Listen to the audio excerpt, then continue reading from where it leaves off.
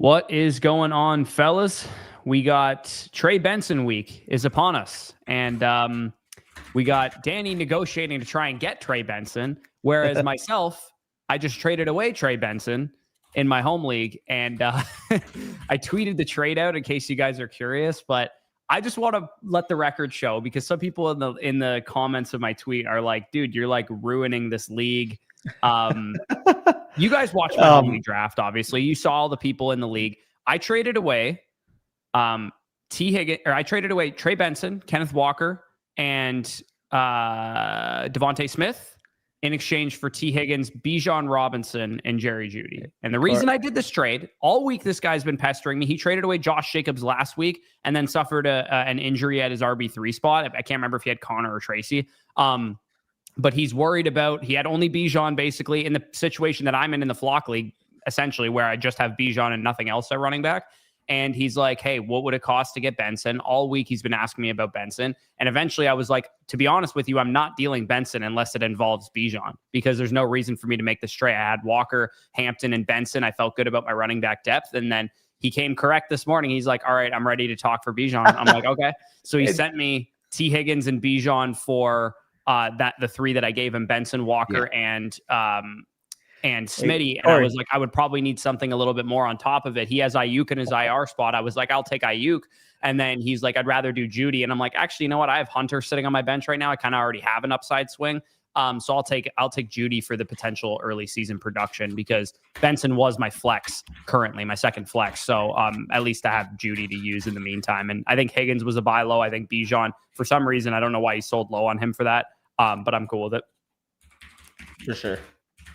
Sorry, I went on a little yap session there, but sorry, I'm texting on the side. Badaki might be holding, but I threw him one last counter, and I might be losing a little bit on pure market value, but at the same time, I'll tell you right now, it's Benson for Jayden Daniels straight up. Do I want to do that straight up? No, but I have Caleb Williams, and I need somebody to play this week. I personally wouldn't do that if I were you. I have Caleb Williams. I still wouldn't do it. I'm not as I'm sold on Caleb Williams generally. Like I think he's gonna be a good fantasy quarterback all year. But am I sold on him to the point that I want to trade away a guaranteed top 4 guy? No. I don't have the affordability to be able to roster 2 quarterbacks, knowing that my current flex right now is either Blake Corum or Byshell Tootin.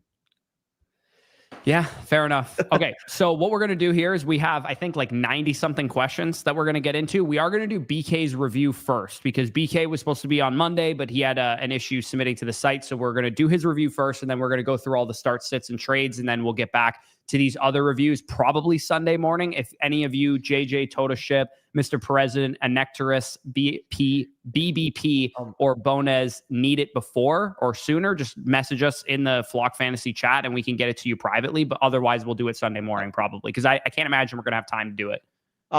It's more so Trey Benson is my RB15 rest of the season and Caleb Williams is my quarterback 6. That's the only reason I even remotely am comfortable doing that. Yeah, and like in the Flock League, QBs are just so valuable at all. It's so hard. For what it's worth, I think Trey Benson RB15 is putting the cart before the horse a little bit, but maybe. Yeah, I tend to think that what's going to happen tonight is that Trey Benson's going to get like 60-70% of the touches and lose his third down role because DeMercado, that's the only way they can, spell Trey Benson. I don't think they're going to want to give him 80-90% of the touches for the rest of the season. And we have heard a couple of whispers here and there too that the Cardinals may be on the trade market for a running back that could factor into the backfield either on early downs or maybe a third down back. We don't exactly know.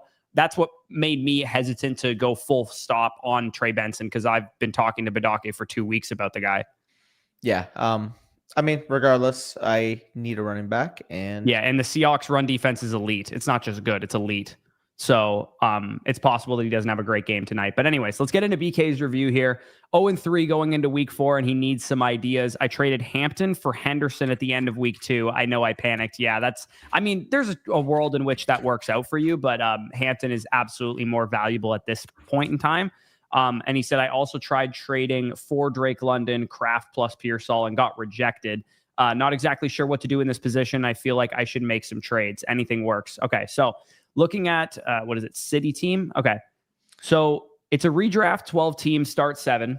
And when it's that shallow of a league format, you kind of need hammers. And obviously the goal was to have BTJ and Collins be carrying you, but BTJ is performing not like he's carrying you. He is a top 20 receiver in expected usage in terms of his target share and that kind of thing. So you got to hold on him. You absolutely have no other choice. Kraft is fine. You feel good about that. And you made the move off of Hampton for Henderson, like you said, and you panicked there. But generally, this is a team that I feel decent about. It's just lacking some hammers here. Like you need your guys to become your guys. You know what I mean? But you have the upside to potentially get hammers. We do hear a negative report, for example, on Brandon Ayuk today. Does sound like it was a compound ACL injury, which was being reported. So maybe that week 6, week 7, week 8 timeline we initially had, probably going to be closer to that week 12, week 13 range.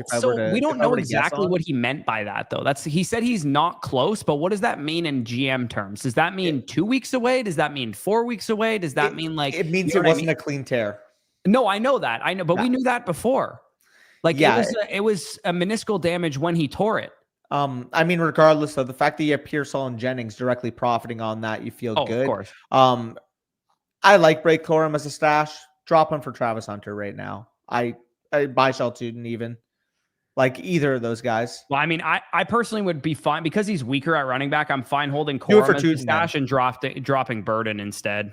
Yeah, or that. But I mean, I would rather Tootin over Corum straight up. I like Corum, don't get me wrong, but Tootin on the waiver wire. Yeah, you got to go grab him for sure. Other than that, though, I think this is a team that you just kind of have to play the ups and downs, man. You got to play the peaks and valleys. Obviously, BTJ, Nico Collins kind of been up and down throughout these first couple of weeks. You're hoping that stabilizes for you. But BTJ specifically is a guy that needs to step up. If he does, man, and Trevion Henderson assumes more work, Jalen Warren had 23 opportunities last week. I understand it's an early game in, I believe, Germany, but Dublin. Dublin, apologies, but I don't know what it is, Corey. I could just imagine we're waking up early Sunday morning and we're watching Jalen Warren catch 7 passes out of the backfield because no team can actually throw the ball down the field.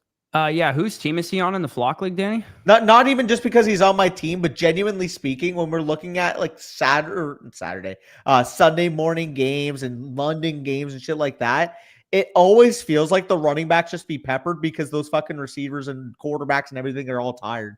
That might be a narrative, but like that is a big narrative. I mean, they've been in Dublin probably for a couple of days by now. I think they've adjusted to the time change.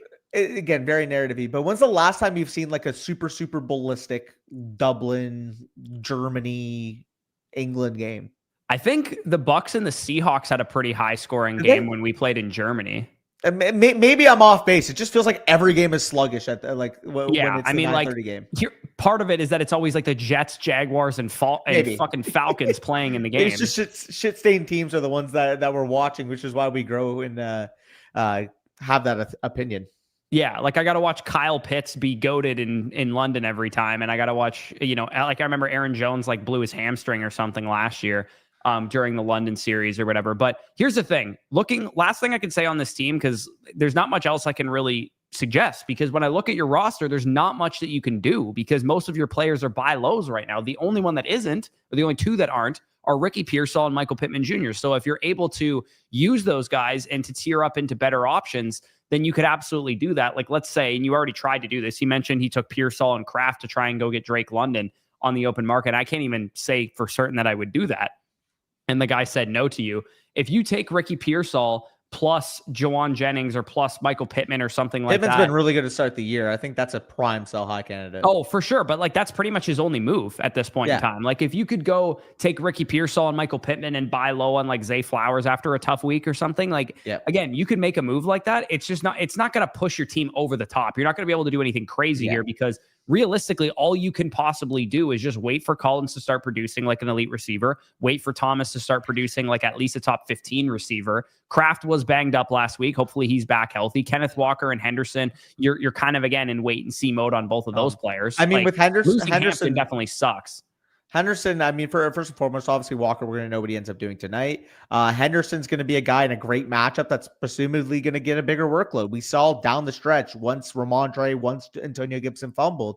Trayvon Henderson was the guy, and now we get the Carolina Panthers on deck. Like, this could very well be the get-right spot. This is why we talked about on the Trade Target show this week that Trayvon Henderson, this might very well be the last chance you have to trade for him, because if he goes out there against Carolina and he has, let's say, 13 carries for 110 yards and 2 touchdowns, What's his trade value, Corey? RB12 rest of the season?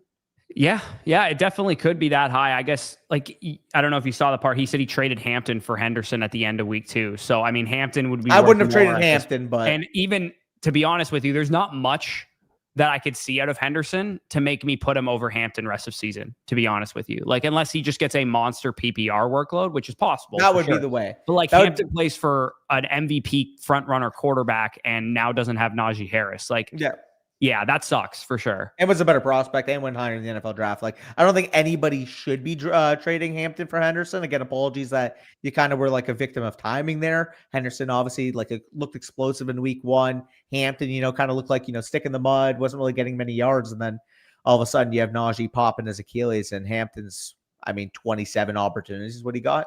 Yeah, 3. My RB2 now behind Bijan in my home. That must feel good. I mean, it does suck. Puka and Bijan on the same fantasy team is about to feel very nice for me on Sundays. Dude, I don't know how to feel. So in one of my leagues, so first and foremost, Worthy got activated today. So I'm gonna need to. He's back. Well, that's the thing. So I need to activate him, but I also need to wait on the status of Colston Loveland to be ruled out and Jawan Jennings to either be ruled in or ruled out, because I can't set my lineup. I have 3 empty lineup spots in this league because I'm technically 2 players over IR right now. So once I'm able to make that adjustment, again, we got Worthy going in, hopefully coming back to this lineup. Trey Benson assuming a bigger workload. Now, obviously, I do have Amari Hampton, like you said. Does suck, of course, that I have Chase Brown, but it's offensive blow that Chase Brown's bad because I did just randomly hit on Trey Benson being a top 15, top 18 level running back going forward. Yeah. I want to see what Benson looks like today before I say some top 15 type stuff like that. I loved Benson, the prospect. Obviously, I'm starting to get a little bit more squeamish on just like vaulting him right up there, because I do think it's possible that we're talking about him in the lens of somewhere between like a Chuba Hubbard or something. I could see that being like the rest of season projection for him. And even then, like Hubbard has like such a great workload that it's possible he's not quite to that level. So we'll see what the usage looks like tonight. I mean, if Trey Benson has like 85% of the snaps tonight and looks great, I still feel great because I got Bijan in the trade, but I'm going to feel less great about the trade at least. Badaki declined. Declined what? I offered him Daniels for Benson straight up and he said no. Yeah.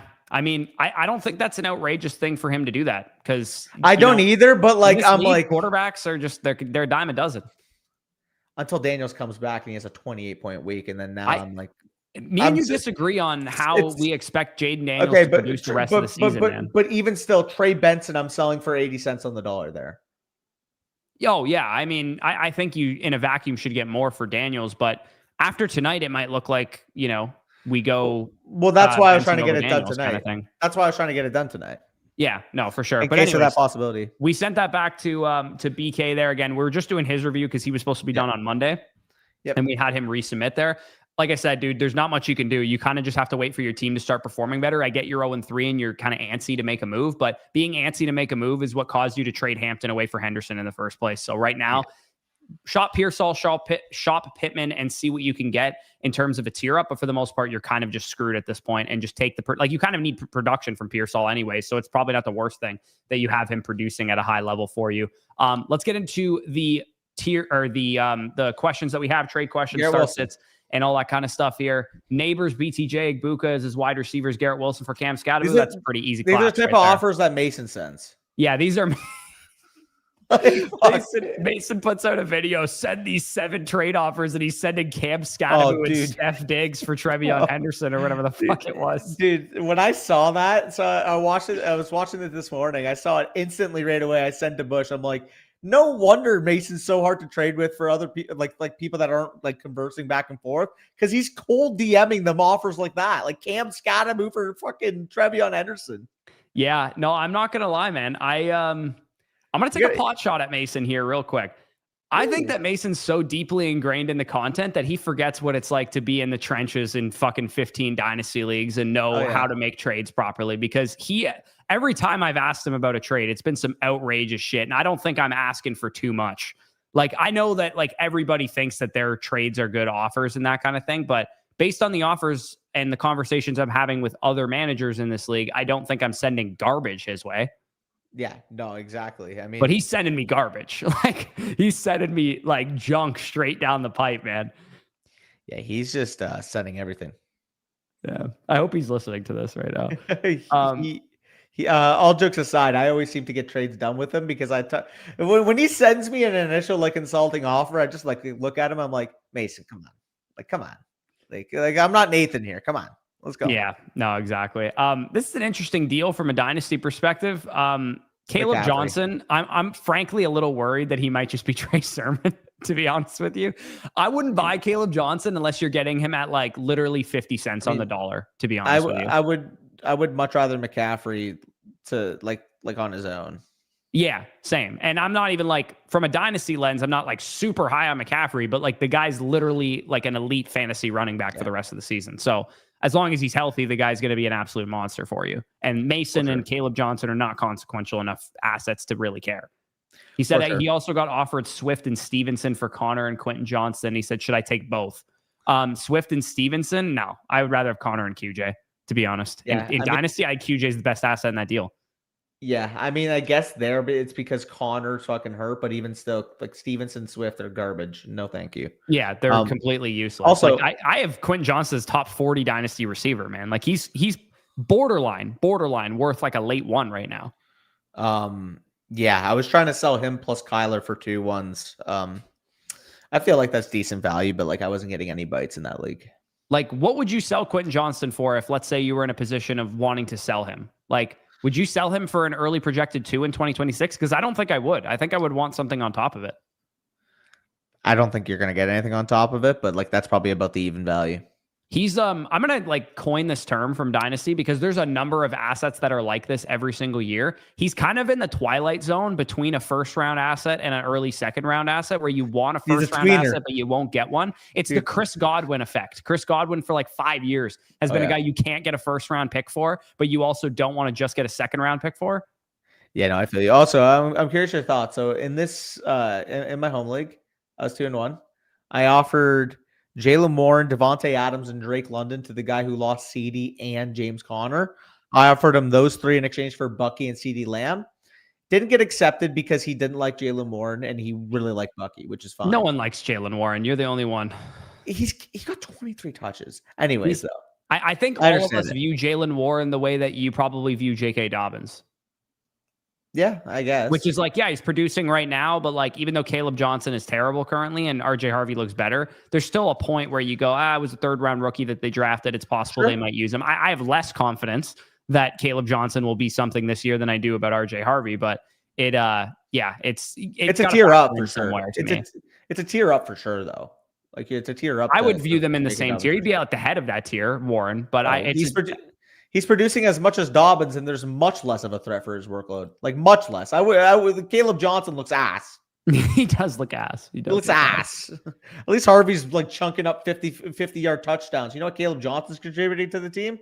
Fumbles out of the back of the end zone. Yeah, he stinks. Also, we will get to every single question tonight. Don't you guys worry. We'll have to speed our yapping up, but we always start with a little bit of yap before we speed through questions. So I want to give you that context because he ended up selling CD Lamb. So he got CD Lamb and Blake Corum, the other guy who like. Don't you have enough Lamb, Danny? What do you need to be buying more for? Yeah, but like I thought it was a fair offer. Adams, London, right? But like, don't you have bags upon bags of this dude? Like, isn't it kind of maybe make sense to just be like, I should probably not buy more? Adams, Warren, and London for Bucky and Lamb. He didn't do, but the one that went through was a Mecca and Kenneth Walker for CD Lamb and Blake Corum. What? I would take a Mecca and Kenneth Walker easily. I'm just telling you the trade. Don't shoot the messenger. Yeah. Anyways, Javonte Williams, Tedero McMillan, and Cortland Sutton for Brock Bowers, Ladd McConkey, and DeAndre Swift. Left side. Yeah, I think the upside definitely resides with this side of the trade. You have Brock at 30 overall rest of the season? I got to probably move him up since he's looked healthier. But this was kind of still like injury-ish kind of Brock Bowers that I was valuing that way. Like I'll move him up right now, but he's not like that much higher than where I have him. Like I'd probably put him right around that 2-3 turn, exactly where I had him coming into the season. Like I just moved him to 27. Like I don't think that's outright. Like if you wanted to take him over the quarterbacks, I suppose that's fine. He'd go as high as like 24, 25 for me, but I would, if we redrafted today, I would probably take Brock Bowers with a 2-3 turn pick. I wouldn't be taking him where he was going before. Yeah, I think that's reasonable. With that being said, left Swift side and Javonte, I might need to tighten up that overall ranking. I don't feel that much different about those two guys because Sanders is getting some meaningful touches right now, and Javonte's routes and his snaps have been declining a little bit. Even though Javonte versus Swift, yeah. Oh, they're not close for me. One's actually been good at football right now, but it's more anti-Javonte than pro Swift. I think Swift is just bad. I just think Javonte we might have seen the best of him so far, kind of thing. I don't disagree with that, but I mean the production alone and just the way he's looking. On top of that, the offensive situation right now. Yeah, in terms of the brother, run blocking. Bears offensive situation over the in Cowboys. In terms of the run blocking. In terms of the run blocking. I don't know. Swift is in a better offense. Well, definitely. I'm not arguing that. I'm saying the run blocking up front hasn't even been comparable. The Chicago can't run the ball. Like they physically cannot run the ball. No, and again, most of it is Swift, but also the blocking up front just simply hasn't been there. Yeah, but until next year, Danny, we might have to retire the term offensive insulation as it relates to the Dallas Cowboys because they're not a great offense right now. They're like an average offense at best. Well, when CeeDee Lamb's out and 40% of their offense, I'm just even with Lamb, they were like an average offense. Are you joking me? No. In the first two games, they put up over 24 points on the Eagles and 40 against the Giants. And CeeDee Lamb got hurt the first. Fucking suck. So I mean, I'm not really that. The Chiefs scored 22 on them. CeeDee Lamb got hurt the first drive of the game. It's a bad offense too. How is the Cowboys not a good offensive situation when we saw one drive with CeeDee Lamb this 16 week? in the league? I wouldn't say it's like exceptional. You are on crack. What are we talking? The Cowboys look average this year. Situation. I was just saying that Javonte's value went down because the offensive line's hurt and CeeDee Lamb's out. He's my RB 22 rest of season. No, but like you made it about the Cowboys' offensive insulation. Well, because you said Javonte was in a much better like offensive environment. No, I'm saying the run blocking is better in Dallas. Right, but you said offensive insulation is what you said. The Bears have a better offense than the Cowboys right now. That's not what I'm saying. I'm saying in terms of a running back behind a run blocking situation, the Cowboys objectively have been a better run blocking situation than the Chicago Bears have been this year. Yeah, but then when you say offensive insulation, as if the Cowboys weren't scoring when CeeDee Lamb was on the field, like what are we talking about here? They were scoring. I just don't think they're not exceptional. But you said we have to retire the phrase. They scored 40 points the week before he got hurt. Before the season, you would say like offensive insulation for the Cowboys. They're going to be a top 5 offense. The word offensive insulation to me is like used on top 5 to 10 offenses, and I just don't think the Cowboys are top 5 to 10. Well, that's what I'm arguing, dude. They had 64 points in the first 2 games before CeeDee Lamb went down. How is that not a top 10 offense? What have we seen this year specifically when Lamb was on the field that wouldn't point to offensive insulation? Like you're just pulling shit out of your ass. Okay. Well, this is a pointless conversation. I get that. We just disagree on this. I'm not going to argue anymore. What are you disagreeing with? They scored 64 points in the first 2 games when we saw them healthy. What are we talking about here? 40 of those came against a team that might have a top 5 pick. Against a team that held the Commanders to 22 and the Commanders aren't good either. You love the Chiefs, right? You love the Chiefs. Not right now. Awesome. Not Worthy and Rice. Both those teams scored 44 combined points. The Cowboys put up 40 on them. Let's ease our tone. Okay, I don't know. Well, what are we talking about here? End of season, we'll see where the CeeDee Lamb end of season when once he's back on the once Lamb's back on the field, I'll give you the benefit of the doubt. Once Lamb's back on the field, let's see how good the offense is. Like I understand you're rage baiting, but you're objectively wrong when you're saying we view. I'm saying they're an average offense. How is that wrong? Not. They scored 64 points in the first 2 games prior to Lamb going hurt. How the fuck is that average? You guys were an average offense last year before Dak got hurt. We were hurt last year. What are you talking about? Before Dak got hurt, you were an average offense. Bro, what are you talking about? Fucking when Mike McCarthy got fired? What about the year before when Dak was out the full fucking year? All right, we can move on from this conversation. Yeah, because you don't know what the fuck you're saying. I mean, I guess we can't move on from this conversation because Lamb's in this question. I mean, you better not say the other. Yeah, it's a 10-team league. I mean, you go for the upside of CeeDee Lamb. Assuming you're in a good position right now, because like Mason and Smith are going to obviously help Mateo, yap these nuts. Mateo, yap these nuts. Yeah, we are yapping. Don't tell me hard, what the fuck we are yapping hard. Yeah. I don't know if he deserved to get banned for that. That was warranted. But like what I don't understand, yes, after the Lamb injury, that's one thing. When Lamb was hurt, we were an objectively good offense. And now you're saying we lost stock when he was healthy? We scored 64 points in the first 2 games. I'm not going to engage. Like, what are we talking about? Amarian Hampton, Nico Collins, in exchange for Breece Hall, Emeka Egbuka, and Lad McConkey. 10 team start 8. I'm going to just briefly look at his team. Okay, he doesn't link it. In a start 8, I mean, you got to imagine these are consequential starters. It's not like you're giving away bench pieces or anything like that. If you were down bad with injuries or something, I could see why you would want to make this move, but I think I do prefer this side in a vacuum. Yeah, I'm just taking Hampton and Nico. Sorry, that was funny. Missed a huge rage bait opportunity. Yeah, that is funny. Yeah, I think I'm taking Hampton and Nico here. Like Breece and Nico, Breece and Hampton to me are not that far off, but they are like a tier apart. So Hampton's kind of ahead for that reason. Egbuka McConkey, I mean, I have both of these guys in the flock league, so I'm pretty biased when I say that I believe in them to, continue to play well in Egbuka's case and bounce back in McConkey's case. But I would definitely prefer, Collins, given that you're also getting the upgrade at running back there. Rapide here. What is this garbage? What is this? Yeah, I mean, Malik Neighbors, it's 2 quarterback leagues. So, I mean, Russ isn't even a starter anymore. So I guess you're not How long is Justin Fields going to be? I mean, he's going to be back this week, and he's definitely a usable guy for sure. Like in a super flex league, he's an every week starter. Sure, but I'm saying, are you ever going to feel good about him starting for the rest of the year if you have him? Oh, by the way, ambiguity, trust me, it is bothering me in the listener league. He's listed as doubtful, and I'm just trying to put him in my IR. Yeah. Okay. Justin Fields would go where in a Superflex redraft start right now? Like we draft right now, Superflex redraft, where does he get taken? Over under quarterback 16.5. Okay. And that goes off the board, what, the 5th round, 4th round? Around there. Yeah. I mean, this is Malik Neighbors. I agree. Well, that's what I'm pointing. Malik's probably a 2nd round. I was giving this guy the benefit of the doubt that maybe if you're really optimistic on Fields, he's a 4th round redraft pick, but Malik Neighbors a top 10 redraft pick, top 20, top 15 redraft pick, even in Superflex. Yeah. Ambiguity. We know he's not playing, and listed doubtful is annoying. I agree. Roma Odunze and James Cook. Godwin all season. It's really irritating. James Cook and Odunze for JT. I love JT. He might score 23 to 25 points per game this year. James Cook might score 20, and Roma Odunze might score 20. Like that is on the trajectory they're on right now.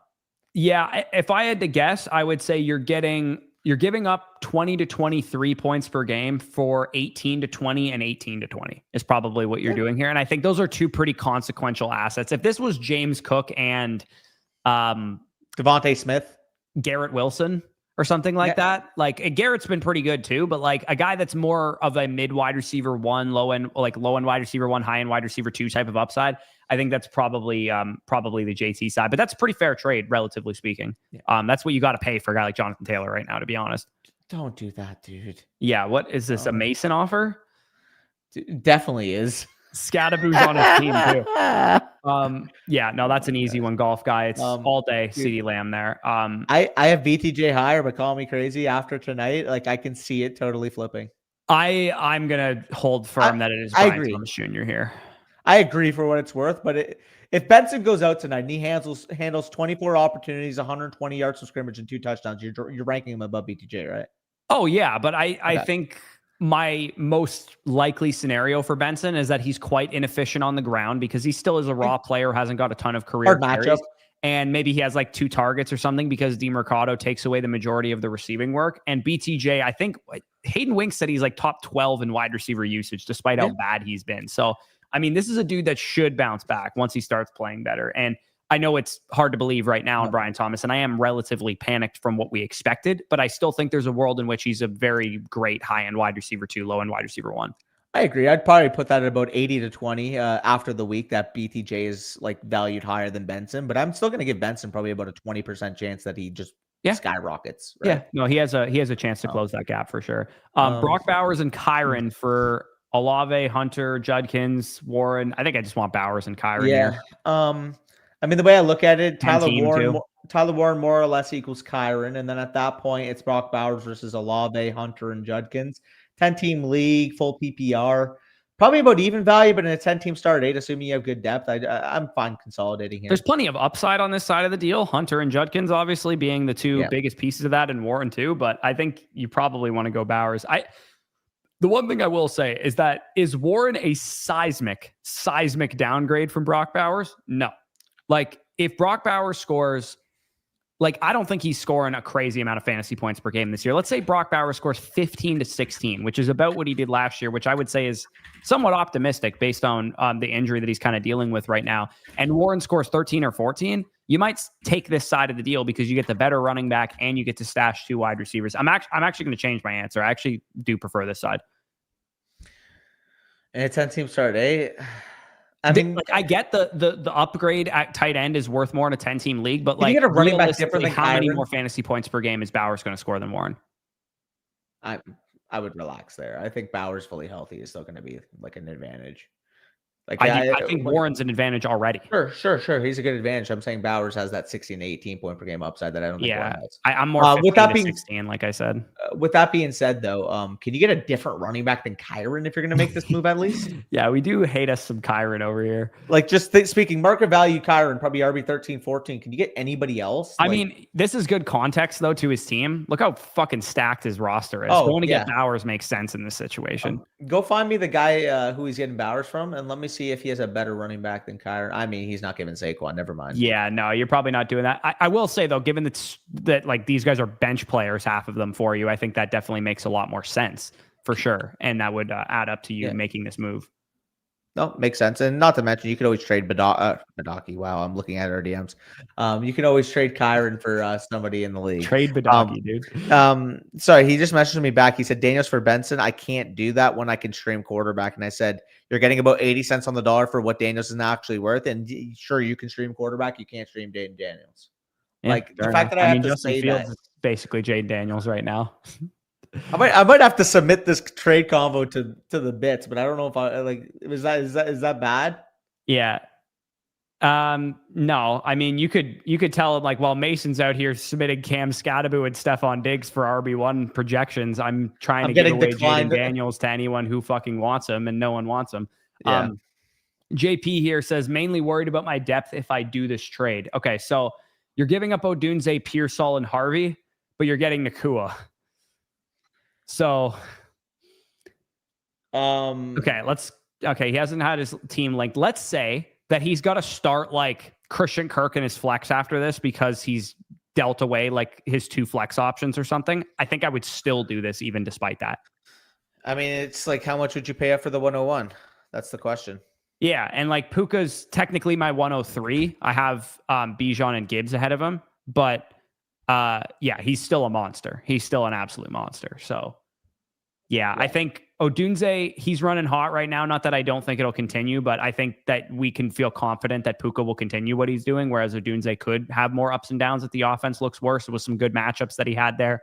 And Ricky Pearsall is very good right now, but maybe will taper off as Kittle and Ayuk come back from injury. So, yeah, I'd roll with Kittle there, or with Puka. Sure. Caleb here. CeeDee Lamb for Emeka Egbuka, Quinshon Judkins. If you're 3-0, I'm perfectly fine doing this. If you're like 1-2, obviously you don't do it. I think I can see his record. 2-1, that would probably be exactly fair. Is he 2-1? No, I'm saying if he's 2-1, that would probably be like fair. So I mean, looking at his roster, I would say he's probably in good shape based on the players that he has.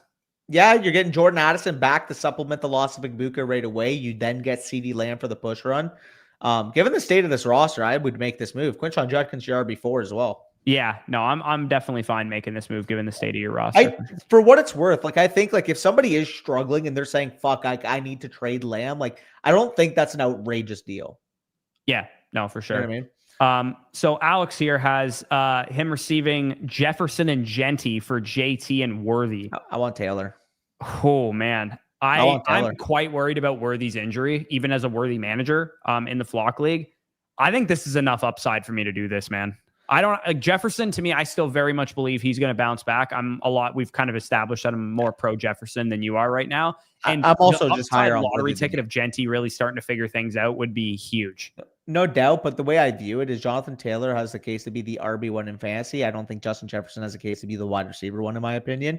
And then when we're looking at Genty versus Worthy, yes, coming into the year, Genty, we said mid RB1. I think at this point, we have to temper our expectations more so to top 12, top 15 level running back. And if that's the case, I view Worthy, if he's healthy, as a top 25-ish level wide receiver. Again, full participant in practice.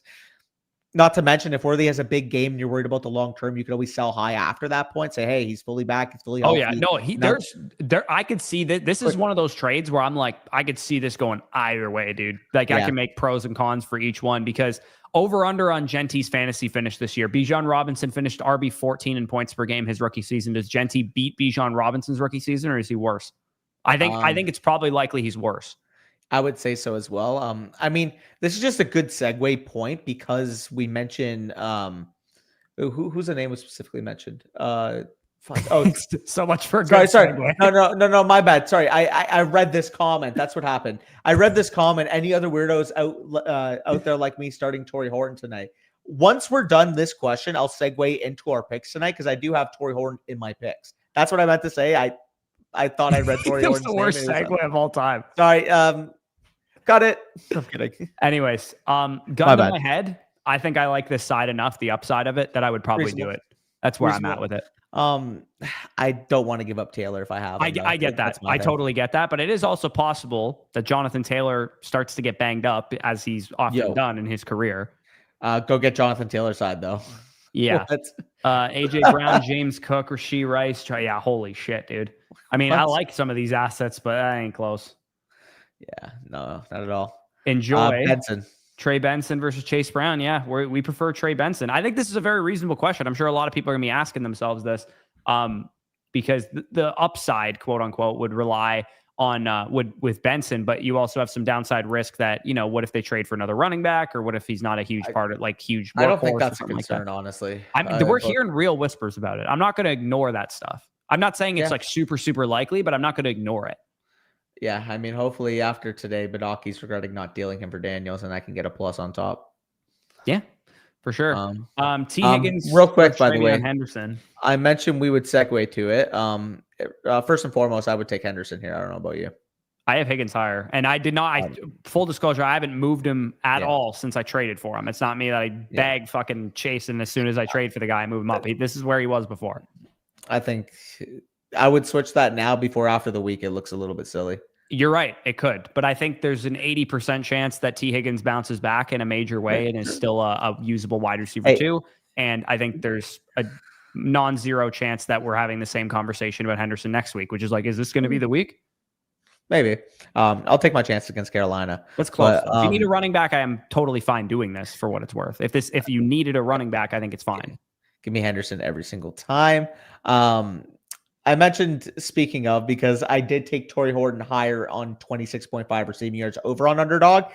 Reason being, everyone else, by the way, is on this specific pick. I've seen literally everyone on earth saying that they which makes me scared, but ultimately you're going to trust the process here. 76% of the roads increased involvement in the last 2 weeks, has gone higher than 30 yards in each of his last 2 games. So I understand it's always scary when you see that chalk is always on your side and the public is always on your side, but too tempting, man. 26.5 just felt too low. I thought that number should have at least been in the 30s, so we will take the higher there. Trey McBride, Seahawks, the worst defense against opposing tight ends this year. Trey McBride, absolute alpha, 27% target share, 23% of the air yards this year. And the Seahawks, like we said, good matchup for tight ends, relatively difficult on the outside for wide receivers. And then Trey Benson, higher than 0.5 rushing plus receiving touchdowns. We saw James Conner score in each of the first 2 games. We saw the overall snap share that Trey Benson had in lieu of the Conner injury. There is risk there. Amari Demercado, maybe he takes on a bigger role without Conner in the lineup, but realistically, we're going to trust that Trey Benson, even if that happens, we're to get the goal line. Yeah, I think playing it through the goal line work definitely makes sense. I kind of went the other way with it, where I think that everybody's going to assume Trey Benson gets a big workload through the air because he has been the third down back so far this season, but the role that Demercado is going to play, in my opinion, is going to take away some routes, is going to take away the long down and distance and 2-minute drill stuff, which we saw evidence of when Conner left the game last week. So I actually like him to go lower than his receiving yardage total. And I think everybody assumes that the Seahawks are going to win too. So everybody assumes, positive game script, they're going to throw to Trey Benson a lot. Well, if that happens, I actually think Demercado will be the one on the field more often than Benson. I like Walker to go higher than his 13.5 rushing attempts here. 7 of the last 8 Seahawks wins that Kenneth Walker's been healthy for. He's gone beyond this total, and Charbonnet's entering the game a little bit banged up. He missed last week's game. He was a full participant in Wednesday's practice, but I still think Walker probably gets a lot of carries. And then Short King Summer, dude. Short King Summer connection. Greg Dortch, 10.5 receiving yards. Feel very confident that he gets that today. He had a season high in routes and in targets in week 3. So those are the picks that I'm rolling with. You went with the picks you're rolling with. If you guys do want to tail these picks, head on over to Underdog.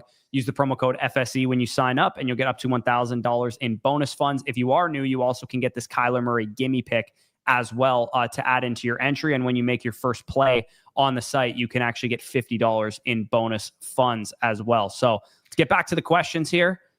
We have a wrong one. Yeah, no, this is fair. This is what I wanted to address. Carolina currently tied for the 5th worst defense in rush EPA against. So more so, I agree from a passing perspective, the Panthers defense has actually been really good, but you can run on them still. Yeah, you can definitely still run on them. Their passing defense has been solid, though. Benson or Scadaboo rest of season, got to trade one for a wide receiver. I would trade Scadaboo because I like Benson better. PPR wise, I would say, one's got they both have actually quite a bit of appeal as receivers. So it's not really even that necessarily. I just think Benson's better. Yeah, no, that's ultimately what it comes down to. Better prospect, higher draft capital overall, better offensive situation, better athlete, more explosion. I understand that Scadaboo actually did have a big receiving role in these last couple of games, but I still think Benson ultimately has the higher receiving ceiling in the offense. I wouldn't necessarily go that far because I think it's more possible that, because like I just said with DeMercado, I think the other back in the backfield in New York is probably more suited to take away early down stuff in Devin Singletary than he is receiving stuff. So it's possible that Scadaboo does kind of retain that role. I actually don't think it's out of the range of outcomes that he is much better from a receiving standpoint than Benson is. But I think Benson will get 15 plus carries a game. Yeah, and also Benson for the rest of the season is going to be the starter, whereas Scadaboo is going to have Tracy come back at some point. Well, that's part of it too. I think ultimately when Tracy's back, he's going to be more of a threat, in my opinion, to steal the third down work than DeMercado is, just because Benson has it right now. He does, but I like I said, he'll lose some of it. I'm not saying he's going to retain all of it. Take away some of it, I think. It's just when Tracy was healthy, he was getting that, and Scadaboo wasn't. So we kind of know how the Giants want to run, but who knows? Maybe it's just Scadaboo blows it away in these next couple of games, and even when Tracy comes back, they say, no, Scadaboo's going to be your guy. That's a possibility. For sure, yeah. Carry the O here. The start sit question. Bo Nix, Ashton Genty, Byshell Tootin. Okay, so Tootin is probably. I mean, you're absolutely starting Breece Hall over Byshell Tootin. You can't not start Breece Hall in that situation. Obviously, Nakua Odunze going to be in your lineup flex wise. I mean, George Pickens is such a great start this week without Dak Prescott, or without CeeDee Lamb, but so is Debo if Terry doesn't play, for what it's worth. Yeah, Jaden Daniels, I don't think is going to play again this week. Yeah, I'd say it's probably a little bit 50-50 on the quarterback situation. I think you have the proper lineup set here. Yep, for sure. I'd go Bo Nix over Trevor Lawrence, and then I think tight end wise you were fine there. Yeah, so that is the lineup we would set. Melt 77 here. So I go Daniel Jones here, but I will say the Rams have literally been number one against fantasy quarterbacks. Yeah. The only quarterback that really had a good game against them was the second half Jalen Hurts performance that we saw last week. Hear me out. Daniel Jones is just Jalen Hurts. Daniel Jones is just better than Jalen Hurts, I guess. So why is Daniel Jones just Jalen Hurts, man? Shane Steichen, you've done it again. Wow, I can't even speak. Yeah, Shane Steichen is cooking. Travis Etienne or Tony Pollard. I'm going Etienne there. Would you start Pollard over any of these running backs? Or are you going Kyron and Mason? Let me see the wide receivers real quick too. I wouldn't over those guys though, by the way. But with Lamb out, you're going Sutton and Igbuka, I think, pretty easily there. You don't want anything to do with Ridley right now. Yep. We can go to policy violators. Shout out. I think you're probably. I mean, obviously you're going to go Jaden if he plays, but there's a good chance he's not going to. So I would say probably going with Dak at the moment there. Running back wise, this is interesting, but I think I'm probably going Genty here. Yeah, you gotta go Genty. I don't think you gotta go Genty. Judkins is playing better than Genty right now. Yeah, give it another week and we'll see what happens. Yeah, Wilson's probably going to be one of these, I think, and then it'd be between Sutton or Olave. Which of those two do you have higher? Sutton or Olave? I'll tell you right now of these wide receivers in this question because I don't think Golden is out of the conversation. I have Sutton at 18. I have Olave at 22. Who was the other option? The other option was Garrett.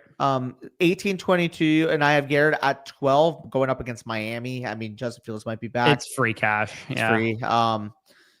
I will say though, so I do technically have Golden number 3 of those options between Sutton, Olave, and him.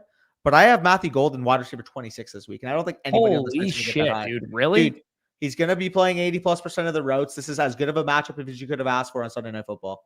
In a dome. It's a great matchup, but in a dome, by the way. Yeah, I like the matchup. I think he's a fine start, but yeah, I would not do it over anywhere close to where I have Olave ranked. No, I know. I have Olave and Sutton both ranked higher. I'm just saying I have Sutton at 18, Olave at 22, and I do have Matthew Golden aggressively at 26. Yeah. Again, I have him. Where do I have him ranked? I have him at 40. Like I think that's pretty aggressive, relatively speaking. That's not aggressive at all. His ECR was like 51. His average on the site is 36. Okay, so I guess I'm lower on him this week. Yeah. I have Jordan Addison one spot higher than him. Again, you could easily argue Matthew Golden over him. I just think Addison's got a more solidified role. I have Addison at 31. I don't think that's outrageous. I have Addison one spot behind DJ Moore, who's at 30. I like him as well. Jameson Williams at 29, betting on a little bit of a bounce back pass funnel Cleveland defense. Like there's guys like, and I'm assuming you probably have Marv way higher than I do.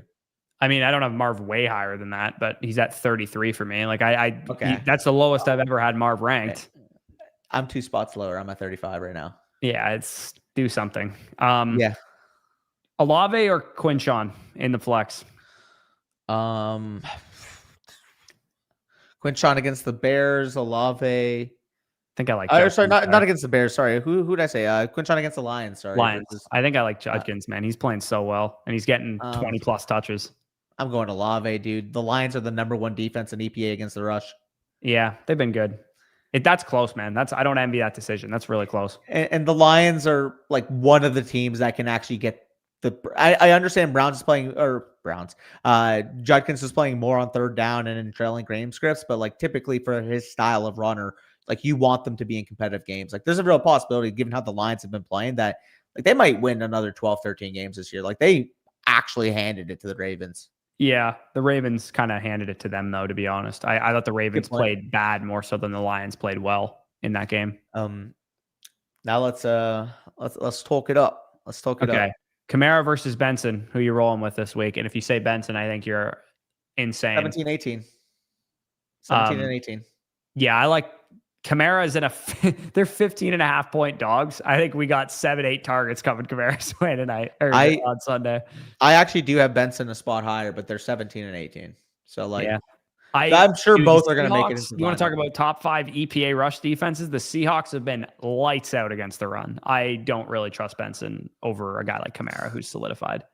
Where's this in reference to? Why did he think you were bad? Bush, you're actually good. True. Maybe I am. Why do you think you were bad? I mean, maybe my performance in the Flock League last year, potentially. Oh. Tyler Warren versus Dalton Kincaid. I'm going Tyler Warren this week, but I actually do like Kincaid quite a bit as well. Pittman versus Pearsall and Benson. Yeah, you got to probably go Benson, but I like Pearsall quite a bit this week too. And also, if you're watching this right now, put Benson in the RB2 slot and put one of your running backs in the flex. That's correct, yes. Important matchup, help me. Yeah, you got to go Bo Nix, I think, against the Bengals on Monday night. It's nice to have your QB going on Monday night if you need 20 points to win the matchup or whatever. Running back wise, Benson versus Judkins and Dobbins they're actually Benson. All in the same like tier for me. They're all like 19, 21, 23. Benson for me. But I do have Benson the highest of that group, but that could go either way, really, honestly, because I think Dobbins has a great matchup. Judkins getting a nice workload. Benson's probably the riskiest from like a workload standpoint because we don't know what to expect yet, but I think he also probably has the best ceiling there. And then if Terry plays, I think he's probably your best option here. But honestly, given that he's seeing core muscle specialists, I'd say he's probably not going to play. I actually have Dobbins higher than Judkins. I don't know if you do as well. This week? Yeah. Let me take a look. Flock Fantasy. Judkins, I have at 20. Dobbins, I have at 21. So you have Judkins higher then? One spot higher. Yeah. I mean, dude, the Bengals are just ass on defense, man. That's where I'm at with it. To be honest, knowing that Dobbins is probably going to handle 65% of the opportunities, I will make that change because I mean, implied points, season high snaps last week. Like I still have Judkins in this tier though. He's at 21. He's looked good. Yeah, he's looked great for sure. It's hard to sit him, but he's definitely in a tougher matchup. Let's see these flex calls. Judkins versus Worthy versus Dobbins. I mean, same running backs we just talked about. I probably would steer clear of Worthy just in his first game back of these. If you want to go Dobbins, he's the safest. Yeah, Dobbins is definitely the safest, and I think he has the best matchup of that group too. Yeah, no, I think that's reasonable. Petey's got his lineup set. I mean, I would start Mason over Benson, so that's fine for me. But if you want to go Benson over Sutton, I guess that would be the conversation point. So I'll tell you right now, I have higher than Sutton too. Oh yeah, go Lad. You gonna go Lad over Benson? I think I'm going Lad. I have Lad behind Sutton actually. Now that I see that, yeah, no, I don't have Lad the highest here actually. You have Benson the highest? I have Tyreek at 16 at wide receiver. So Hudie, the wide receiver closest for me. Oh shit, yeah, we got Tyreek here too. I have Tyreek 16 at wide receiver, Benson 17 at running back. Okay, so I have Lad the highest at wide receiver, Sutton the second highest, and then Tyreek the third highest. What do you have Tyreek this week? Good 21. matchup. What? You're higher than Tyreek on me usually, and now he's got a good matchup. Yeah, but shadow coverage, I've downgraded him a little bit. If he hasn't been shadowing, Sauce plays. He hasn't been shadowing. They've been one of the worst defenses in EPA. He shadowed Metcalf in week 1.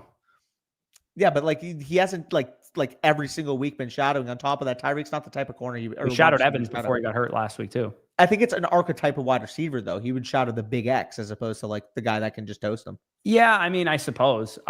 If you wanted to go Tyreek here, I'm not going to argue with you too much on it because they're all in the same range. But I was honestly just shocked. The Giants are just so bad against the pass right now. I just want to start a Chargers receiver if I can. The problem is I don't know which Chargers wide receiver to rank the highest. Oh, I don't disagree with you, but that's why all of them are top 30 plays for me this week. Yeah, I have Lad at 19. I have Keenan Allen at 23, and I have QJ at 32. Yeah, they're all really good plays. I kind of just want pieces of that game. If we capitulate on Benson, I could do that, but otherwise, like we have our wide receiver. I would play my highest ranked receiver over Benson in this situation. In PPR, I think Lad / Tyreek / Sutton makes more sense, just given the bad matchup for the Seahawks. So 16, 18, 19 is where I have them ranked respectively. Yeah, that's fair. Where do you have them between Tyreek? I just clicked off. Well, I mean, we were having the whole conversation. I know. I just clicked off the question. Where do you have them ranked respectively? Lad's at 16, Sutton at 18, and Tyreek at 21. Okay, so we have Sutton in the exact same spot. Tyreek at 21. Wow. I'm lower on Tyreek, and I have him at 16 this week. I'm baffled. Usually you're the one who's lower on him than me. Yeah, I honestly just think this is a great spot for him. But it is a good spot for him. I like some of the other guys better. Fair enough. I'll go Lad then. He is the third ranked receiver, but consensus wise, he averages out higher. Yeah. So PD, we are of absolutely no help to you. T Higgins versus Trevion Henderson. I think we already covered this exact question. No, might be somebody else. Maybe it was a different person that asked this. Again, same answer as before. If you need a running back, I think this is fine. I do slightly prefer Higgins, given I got Henderson he's, higher. Obviously been really good in the NFL already, and Henderson has yet to really capture that workload. But that's close. If you need a running back, I think it's definitely fair. I got Henderson a lot higher. I got Henderson a lot higher. I'm not gonna lie. Really? I'm not ready to do it yet with Henderson. I want to see him actually command the workload first. I know it's like I'm doing the dumbass boomer thing where you're like, I got to see it from the rookie. But like with Henderson, I do kind of feel like I need to because it's an old school coach. They have other capable running backs in the backfield. Like respectfully, that doesn't matter to me. I'm looking at a limited ceiling asset with T Higgins. I'm looking at a much higher ceiling asset with Henderson, and I play to win my league. Yeah. Like Higgins' ceiling is capped. Like he's not going to finish past mid wide receiver 2 at very, very, very best. Yeah, I mean, unless Burrow were to come back for the fantasy playoffs. Which you're hoping is a week 14 thing. Like, realistically, to me, T. Higgins is a wide receiver 3 with a wide receiver 2 cap ceiling. Trevion Henderson's a running back 3 with an RB1 cap ceiling. And to me, I'm always swinging for the fences. Yeah, no, that's definitely fair. Tedero McMillan for Flowers. Mason and Flowers. Yeah, I think you go Mason and Flowers here because, I mean, I have Flowers ranked higher than Tedero McMillan. Even if it was inverted, though, like I'd probably take that side because you're getting Mason, who's a great option. So I did move down Flowers a bit. He was at like 12, 13. I did move him down to 16. Now he's still in that tier for me. The tier that I have is AJ Brown at 11, Devontae Adams at 12, Tedero McMillan at 13. I did rise Rashid Rice because that's one less week that you have to wait with suspension. He's at 14, Emeka at 15, and I have Zay Flowers at 16. Emeka, of course, you're getting the Mike Evans news. You're getting potential wide receiver one utilization for a team that's going to throw the football. Like, I think that's a combo. If you would prefer Flowers or Igbuka, I just like the upside of the volume with Tampa Bay more. Yeah, no, that's definitely fair. So we got Drake May and Terry McLaurin for Mason, JMO, and Pickens. This is very easy. What the hell? This guy's trying to fucking take you to the woodshed. What are we doing that's here? a Mason offer for sure. Literally. Brian Thomas and Marvin Harrison for Travis Etienne and Ladd. I mean, I have both of these guys ranked higher than the other two. So I'm rolling with the left side of that deal pretty comfortably. That's a good way to decide it. Chris Rodriguez. Oof. Okay. Maybe he's deciding between these three guys. So maybe we should rank all three of them. Rodriguez with Ja'Cory Cross-Merritt missing practice today. Yeah, he's got to be the best option there, I would imagine. I would probably go in the order of Rodriguez, Hill, and Sampson. Sampson, unfortunately, I thought he's looked good when he's got an opportunity. He's not getting opportunity, and you can't put him in your lineup until you see it. Justice Hill, you're also not getting opportunity, but there is implied upside. If Derrick Henry takes a big hit, we kind of know, given how the team thinks about Keaton Mitchell, Rasheen Ali's actually been returning kicks. Like, to me, it's pretty clear that they're going to lean on Lamar, and Justice Hill is going to be the back getting all the work out of the backfield, especially in the receiving game, if Henry were to miss time. Because, I mean, on top of that, he's already playing. I will say, though, we don't know what it looks like when the Browns are getting shellacked, and they might get shellacked. We have seen it. We have seen it, and it was week 2 against the Ravens in fourth quarter, and we saw Jerome Ford get fourth quarter snaps as well, which was an ideal point. Like, I started him that week. I got bailed out by a lucky touchdown. I'm not going to lie. Yeah, I forgot he had a touchdown at the end of that game. But yeah, I would like to see what the backfield looks like if the Lions are really well ahead. Does Sampson get any more of that Mason offer? Work, this is literally a Mason offer. Yeah, this is exactly a Mason offer. Yeah, give me Trevion here. John Peter all day. It's quite literally an offer I saw in this video. Boring safe. This guy better have Christian Kirk on his team or I'm going to be mad. He's Jacoby Myers. He's not far off for that. Keenan Allen. Okay. I'm going Keenan Allen here. It's crazy. We got to go. I might also go Jacoby Myers here. Yeah, I mean, I'd probably start both of them over Higgins and Harrison. Yeah, that's for sure. Yeah, you can't go Jacoby Myers or Mason though. But no, yeah, you got to play Mason. I mean, I would love to get Breece in the lineup, man. I think it's hard to sit him. Yeah, respectfully, when you're starting Keenan Allen each week and you have those type of running back options on the bench, go make a fucking consolidation deal. What are we doing? Yeah, I actually have Breece higher than Mason this week. The Dolphins, man. Dolphins. I get that. And Justin's probably back. I can't do it. I think we're gonna see week 1 Justin Fields come out to play this week. I got Jordan Mason RB13 this week. I can't do it, dude. The workload's too much. I have Breece RB13, Mason RB15. So that would be a close discussion for us. Boring safe. You're gonna laugh. 13 and 16. Yeah, it's funny. Got to go Mahomes here. Goff's got a brutal matchup against the Browns defense. Wait, he also offered someone this? He offered Nick that. Oh my God, dude. Dude. I hope somebody doesn't accidentally hit accept. Yeah, I hope not too. Wide receiver wise, you're probably going London here, I would assume. For sure. Yeah. Wilson, dude. I actually have the second highest of that group. Can I say it right now? Like, London has to be due this week, right? Like, he has to be due. He's got to get back on track. He has to be due. Like, give me 15 targets, 120 yards, 2 touchdowns. Like, I need to see it.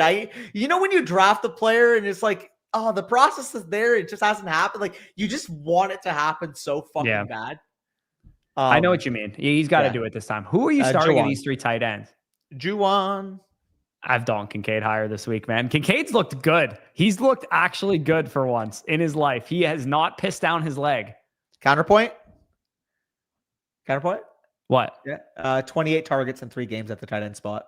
Yeah. I'm not going to argue with you on Juwan. They're literally next to each other in my rankings, 7 and 8. But I do have Kincaid 1 spot higher. I have Juwan at 6 and Kincaid at 7. It's the same game, and one team is implied for 31 points, and the other team is implied for like 15. So I have Juwan at 6, Kincaid at 7, but it is a tier difference for me because of Juwan's volume. Yeah. It's not a tier difference for me just because of Kincaid's touchdown upside in that offense, given the implied point total. So I'll tell you. So for my tight end rankings this week, McBride, Bowers, 1, 2, S tier, right? Yep. 3 through 6 for me. I have Kraft at 3, matchup against Dallas, high score or high implied total. Obviously, Tucker Kraft. I mean, our defense can't tackle. Take it from me. No. Tyler Warren at 4. Tougher matchup, but I mean, him versus Kraft, I think have clearly shown they should be 3 and 4 when they're healthy. For sure. Jake Ferguson at 5. You can argue him higher, however, tough matchup going up against Green Bay. Yeah, I have him at 4. I have him higher than Kraft. Yeah, makes sense. And then I have Jawan at 6 going up against Buffalo. The volume that I kind of cited. I went through it, or I didn't go through this part. I didn't go through this part. We're not editing that out, Danny. It's a forced habit, but I didn't talk about this part specifically. But according to the utilization report, Jawan Johnson actually tight end 1 in usage right now. Yeah, no, he's been a god. Just FYI, we still have 80 questions. Yeah, let's get motor running and not through these. Okay, Amari and Hampton's got to be in your lineup, as does probably Alvin Kamara over Debo. Like if Terry is out, are you starting Debo or Kamara? Or are you starting ETN over both of them? Where do I have ETN in comparison to Kamara? Because I definitely would go Kamara over Debo simply because Jaden Daniels probably going to be out. In terms of the other two, it's what Kamara versus what running back? ETN. I have Kamara ranked higher. I think better matchup. Yeah. ETN kind of scared me, dropped in terms of his snap share last week. ETN also going up against the 49ers defense. Yes, no Nick Bosa, but I mean, the 49ers defense across the start of this year has just been really like a no nonsense, low activity type of game environment. I think part of it too is knowing the injuries that the 49ers have. I think the offensive philosophy from Kyle Shanahan has set up these type of game environments as well. Yeah, no, I think that's definitely fair. Bijan for St. Brown and Judkins. Wow. If you need probably dead even. If you need a trade. 12 team start 8, if you need the extra depth piece, I think this is dead even fair. Otherwise, I mean, let me see where I think I slightly want Bijan here, but this is really, really, really fair. So that's your 1 and 4. This is my 2 and 5, funny enough, in terms of my player rankings. Yeah, these guys are monsters, both of them. So, I mean, if you go, hey, I think point per game wise, they're going to be good for the rest of the season, both 20, 22 point per game guys, then by all means, take the free Judkins. I think that's definitely fair. If you need the depth, if you're giving up a running back, you want a running back. I understand it. You upgrade your wide receiver core. Given the upside that Judkins has, I think you can definitely talk yourself into that St. Brown side. But prying Bijan is going to need to come from my cold dead hands, as I've often said on this channel. Jordan Mason is going to be your second running back there. Wide receiver wise, you're going to go Drake London, and you have Igbuka or McMillan higher this week. Igbuka or McMillan. Let me take a look at weekly. Sorry, I was doing my. I have Igbuka 1 spot higher than McMillan right now. Let me see. I have McMillan at 13, and I have Igbuka at. Sorry, I said I had Tyreek Hill at 16. I actually have him at 17. My bad. On the week. Okay, so do you have Igbuka higher? I have McMillan higher, but I have Igbuka at 15 and McMillan at 13. Okay, I'll give it to you, even though I got Igbuka higher, and I would go Igbuka in the flex anyways. So I mean, I would start Igbuka over Benson and Kyron's close though. Kyron and Kyron is very close. Juan here, Javonte, DJ Moore, Amon-Ra for Jahmyr Gibbs and Godwin. This is close. This is another probably fair trade. I want the right side. Yeah, I mean it's a 10-team start 7. I think you can make the argument that Gibbs, because he's a hammer, legendary upside type running back, is probably more valuable than St. Brown in that format. And call me crazy, but Godwin versus DJ Moore to me is kind of a wash rest of the season. It's all about, do you think Javonte is enough of a needle mover to sway that side of the deal? And personally, I don't. But if you're anti-Godwin, I get why you would go the right side. The way I look at it is Amon-Ra St. Brown and Jahmyr Gibbs are in the same tier for both of us, and then you're getting a free Javonte Williams. They're not in the same tier for me. St. Brown's the start of the next tier for me. I have the top 3 guys, Bijan, Gibbs, and Puka, and then St. Brown's the top of the next tier for me. But it's not a big difference. I'm fine. If you're anti-Godwin, I think this is a fine return for sure. Yeah, no, that's fair. Jay Dollar Sign here, clearly down bad at RB2. Can't watch Pacheco again. You and me both, brother. McNichols stop. Why do you have the same exact team as me, dude? I have McNichols as well. If I'm starting Pacheco, my personal thing here is that I'm starting Pacheco over McNichols myself. But if Ja'Cory Krosky Merritt's out, I will start McNichols. So I I would personally just still roll with Pacheco, but if Bill is out for the game, then you can go with McNichols. Yeah. Like Jones and Mixon are both obviously on IR, so you can't really do anything with those guys. And then Evans is out too. So yeah, you're kind of dealing with some injuries at the moment, but hopefully you can bounce it back. Yep. Waddle, Pearsall, and Sutton for St. Brown. Yeah, this is Amon-Ra, dude. I know you're 0-3, but like honestly, dude, you're just so much better off having St. Brown. Dude, even if you let's say you can climb out of this thing, like you're gonna thank your lucky stars you didn't trade him. You know what I mean? Need win some points now. Corey, go to the team right now. It's a 10-team starting 8. Go to team. Does he have a link? He doesn't have a link. He does have a link. Okay. Go to team. So you're telling me you need points right now. Amon-Ra St. Brown plus Darnell Mooney plus Harold Fannin, I'm sure are going to score the exact same amount of points as the other side of the package. Yeah, not to mention Josh Downs is on the waiver wire too. Well, that's what I was saying. Harold Fannin and Darnell Mooney are on the wire as well. Yeah. Sorry, I just have Downs ranked higher than those guys. Yeah. But yeah, easy claps here. You keep in St. Brown. Don't panic. He's trying to finesse you. What's up?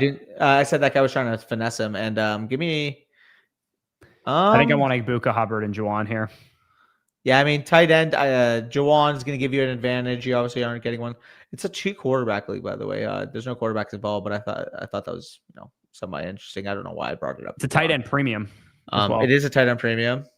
So basically, 9, pretty deep starting lineup. You're getting 3 starters as opposed to 2 plus a guy who's injured who might not have a job when he gets back. This is close, man. I think I like Hubbard, Ibuka, and Juwan in a tight end premium. I think I want a Dunze because I think when I'm looking at the totality of the package, he's the one player in the package I would argue has high-end upside at his position. Juwan maybe, though. That's the thing. What about Ibuka? Ibuka's not going to be a high-end wide receiver 1 this year. I don't think Odunze is going to be a high-end wide receiver 1. I think that he has a mid wide receiver 1 ceiling, whereas Ibuka has a low-end wide receiver 1 ceiling. I don't think the ceiling is vastly different for the 2 players. There's tiers between them. I have him in a tier break in terms of my rankings, but it's not to me. It's not enough to make up for Chuba Hubbard, who's like a fucking 70% workhorse, and Juwan Johnson in a tight end premium. I love Mecca rest of the season. Corey, who's your wide receiver 8 rest of the season? My wide receiver 8 is probably Drake London, if I had to guess, rest of the season. Yeah, Drake London. And who's your wide receiver 15? My wide receiver 15 is Tyreek Hill. Okay, what's the difference between them rest of the season for you? The same as the difference between Odunze and Ibuka. They're a tier apart. Go. Fair enough. Odunze's in the tier with London and Ibuka's in the tier with Tyreek. I was more so just curious, like your thoughts there, because to me, like I do think that's a significant tier. It's just the difference for me. I don't have Quentin Johnson maybe as high as you do. I think that's part of it as well. And Aaron Jones. Don't you like the Odunze part? The side? I do. That's what I'm saying. I'm like, however, on the flip side, I like a QJ less than you do. So maybe that evens it back up towards the other side. Right. Yeah. I mean, I just think Odunze is the highest ceiling asset in this deal, but in a start 9-12 team, if you need more depth, you're getting a running back that you believe in with Chuba Hubbard. Aaron Jones is going to give you nothing. Juwan Johnson is giving you top 5 level, top 8 level at worst production at tight end. I just think this is the side. If you need wins right now, the left side's going to give you those. But if you're trying to like win now and you're 3-0 and you have depth and maybe you drafted or you picked up Juwan Johnson for free and drafted Trey McBride or Tucker Kraft or something like that, and you drafted, strong running backs and you don't have to worry about the loss of Hubbard, like that's one thing. Yeah, like in this situation, I think consolidating into a Odunze might win you the league. Yeah, I mean, it's funny. I outlined those exact players. You did, yeah. It's a start 9 though. Like this is a pretty deep starting lineup, and this is why you acquire depth though to make moves like this. No, it's fair. And he's got Scadaboo, Henderson behind Chuba Hubbard. It's more fair now that you and you're also getting QJ back too. So yeah, I would say given the state of your team, I'm fine going with this side. Can you get somebody better than Aaron Jones? Aaron Jones is the one in this deal that's pissing me off. Go to that guy's team real quick. We'll spend 2 seconds because of course we have more comments to get through, but I just thought that was a good conversation to have. I'd rather have Keon Coleman than Aaron Jones if you can get Keon Coleman. Yeah, you're obviously not going to get Montgomery, so Keon Coleman would probably be the answer there. Yeah, no, that makes sense. But that's a interesting discussion for sure. Yeah. Dakota 11 here, wide receivers. He's going to be starting. Tedero McMillan with one of them. I would still have. I mean, Pearsall DNP. So I'm concerned if he starts. If he does play, he's at 20 tentatively for me right now, but. So I'd go BTJ. I have BTJ higher than Pearsall because I adjusted Pearsall down in my rankings after the injuries. So I would go BTJ at this moment. But yeah, if Pearsall was playing, I would put him ahead of BTJ. Yeah, that's all I'm going to answer. Imagine saying that sentence before the season. Yeah, that is something else, eh? Yeah, and I think if we said that before the season, we would have assumed that was a major Pearsall breakout more so than a BTJ disappointment. And I guess technically it is a Pearsall breakout, but it has been a BTJ disappointment at the moment. James, so Pearsall, if he's playing, is in your lineup there too. And then are you going JMO or T. Higgins? I would assume probably JMO, right? JMO or T. Higgins. T. Higgins I have at wide receiver Dobbins, actually. I'd go Dobbins over both. Yeah, I actually would also go Dobbins over both there. Other flex, Pearsall, assuming he plays. Okay. Meister Lachey here. 14 team, full PPR, not sure what to do for the last flex. Okay, so I mean, your best option here is obviously if Bill is out, you probably play Chris Rodriguez comfortably. I would go with Franklin. It's an easy matchup against the Bengals. He's still getting good usage, even though he didn't get many targets last week. I think Franklin's the best option there. Fannon's not too far off, but I think I'd agree with you there to just trust the upside of Franklin. Yeah, for sure. J cubed here. Josh Jacobs and Hunter for Ladd, McConkey, and Smitty. It's close. I think you got to go Ladd and Smitty personally. I think Hunter's a bigger step down of asset than Jacobs is to Ladd kind of thing. Like the Smith to Hunter is a big discrepancy in my opinion. Let me see. Sorry, I'm updating. Let me see where they are. He said could get Waddle or Ridley instead. I mean, would your answer change if it was Jacobs and Waddle as opposed to... No. I would rather have Waddle than Hunter, so my answer would change a little bit. It's not consequential for me.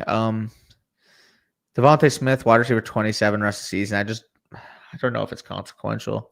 I have him 21, so I've been higher on Smith the whole time, so that's partially why I'm where I am. I mean, if you need a running back, I think this is fine, honestly. Yeah, if you need a running back, again, I would personally rather get Waddle than Hunter at this point in time. I wouldn't. But yeah, I just think they're both unplayable, so I'd rather the guy with the higher ceiling, like in my opinion. If you're playing Waddle in your lineup at any point in the next few weeks, like your team's probably be very bad. Probably, yeah. I mean, it's a start 8, so he'd probably catch a second flex for most people, I would imagine. It's like a top 36 receiver. That's what I mean. A 10-team start 8, like, I don't know. It's not that Jacobs can really win you a league, though. Like, that's my thing. It's like, I think McConkey can still win you a league. I don't think he's going to be a mid to high end wide receiver. What if Keenan Allen starts to get banged up? Fair. I mean, what if the Packers win 13? I mean, I know what you mean, though. Yeah, like Jacobs can't win you a league. That's what I'm saying. Like, am I going to get? I don't know if McConkey can. I don't know if McConkey can outside of maybe 2 injuries. Honestly, I don't. Yeah, I don't know. That's closest. I think Travis Hunter can win you a league. I mean, let's focus on him just being startable first, and then we'll talk about him winning leagues. Dude, in all seriousness, like how much does it cost to book a consultation with Liam Cohn so I can yell at him for an hour? Hopefully not as much as it should, because he's got a lot of explaining to do with the Travis situation. TJ Witt, 23, trade one of them for Tyler Warren, very weak at tight end. Okay, so he's I guess got an excess of running backs, and he's going to look and buy Bijan here. Look at Bijan then. Yeah, I mean, let's see what his excess of running backs looks like. This guy's Bijan and Gibbs, too. That's pretty crazy. ETN. Oh, wait. Hold on. Is this you? Did you make this deal already? I think he made this deal already. He definitely made the deal. And yeah, he made the deal already. So, yeah, you got Bijan and Gibbs now. Congrats. You also have Brian Thomas, who's underperforming, who should be bouncing back there for you, and getting Algier if you want the handcuff. I think that's fine. Yep. Pierre 11 here. Trey Benson, Judkins, Genty. I think I have it ranked Genty, Benson, Judkins.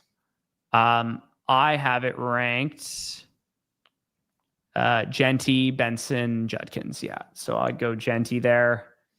Tight end wise, you're going. I have Kraft higher. You have Warren higher. I have Kraft at 3. You have Warren at 3, I'm assuming. Both guys are kind of banged up right now. I would honestly just tie break to whoever's healthiest of these two options. Like whoever's got full practice reports and that kind of thing. Can I counter a point with the Packers are probably implied for 4 or 5 more points this week? The Colts and Rams game is the highest over-under on the slate. Over/under, yes, but implied total, because the Rams are probably 6-point favorites in that game. The implied total is 23-27. So yeah, it is. It is. We'll go with Kraft, but again, make sure he's healthy before. What's the line for that Rams Colts game? Probably like minus, I think, for Los Angeles. It's only -3. It's in LA. Yeah. It's only -3.5. Yeah. Oh, I need to jump on that. What the? I think the Rams put the Colts back down to earth this week, man. The Rams are fucking legit good. Yeah. Like 3.5 at home. That's like a half market on a neutral field. Yeah, people putting respect on the Colts, man. They punted like once this year against the Rams. They might do that in the first drive. Yeah, probably. Okay. Rest of this question, we got a boogie here, so we still got like 30. Actually, like 60 questions. I'm not going to double tight end, but I'll go Benson here. But Warren and Kraft is fucking nice to have. I would try to sell one. Okay, so you're going Benson of this of these options here? I would go Benson. Yeah, I'm fine with that here. Okay, Cooney says 1-2 record. Derrick Henry, Puka Nacua. Yeah, I mean, you're 1-2, so you're thinking you need the wins. Going after Henry and Nacua makes sense, and moving off of Lamb makes sense. But like Terry's banged up right now. If you could get a different asset than Terry, I might be more interested in this deal. Yep, I agree with you there. I would go with the Lamb side as currently constructed. Yeah, as of right now, I would hold with this side. Preference between Judkins and Mason, I would prefer Judkins rest of the season, but short term because you need wins, I'd prefer Mason. Yep, agree with that. And then CD injury, he'll probably be out for the next 2-3 games, maybe 4 at most, as far as what we think of it. It's a dynasty question. Dynasty 2 quarterbacks. Caleb Williams for Penix, London, Freiermuth. I wouldn't accept that package for Caleb alone. Not even close. Yeah, I think you got to go with Caleb. I mean, you see where I'm right where you are now, Danny. Look where I have him overall in my rankings. Who would have thought? I'm in. I'm ready. Sir, I was always concerned with you know me. I was always concerned with the downside that he looked like 2024 Caleb, not like what he's looking like right now. Trey Benson and Adams quarterback league, by the way. 2 quarterback league. Okay. Given that context, I think I probably want Dart and the Dart side because Dart runs, man. He runs the football. Well, that's the thing. It's like if Dart is like, let's say the quarterback 20, he's probably about in a super flex league, the round 6, round 7-ish ADP. Yeah, and Dobbins versus Benson is a smaller gap than a 6th round player. Where's Benson going in a 2 quarterback super flex like redraft, like round 6, round 7, like probably a round before Dart, I would say. So like even if you said like Benson even if you said Benson equals Dart plus Dobbins, I'd rather London Adams. Yeah, exactly. Yeah. So yeah, I'm on the same page there. Deschutes here. Brian Thomas. I would still give it mid ones, and I would still give it up for BTJ. Should I ask for additional future picks as insurance? If you can get insurance, go ahead. Yeah, you can get another 2 on top of this by all means. I'm so comfortable doing it. I'm ready to say that maybe BTJ was a smidge overvalued in Dynasty, and if he was a smidge overvalued, it just feels like early to mid 2nd round asset here in Cortland Sutton and 2 early to mid 1s. To me, that's enough to move off of him if you're worried about it. To me, that's just so present minded though, because it's like we can't. It's not. It's too revisionist, in my opinion, to just say what he did as a rookie didn't happen. No, I understand that. I'm just saying that this is a good enough package to play for that median projection potentially.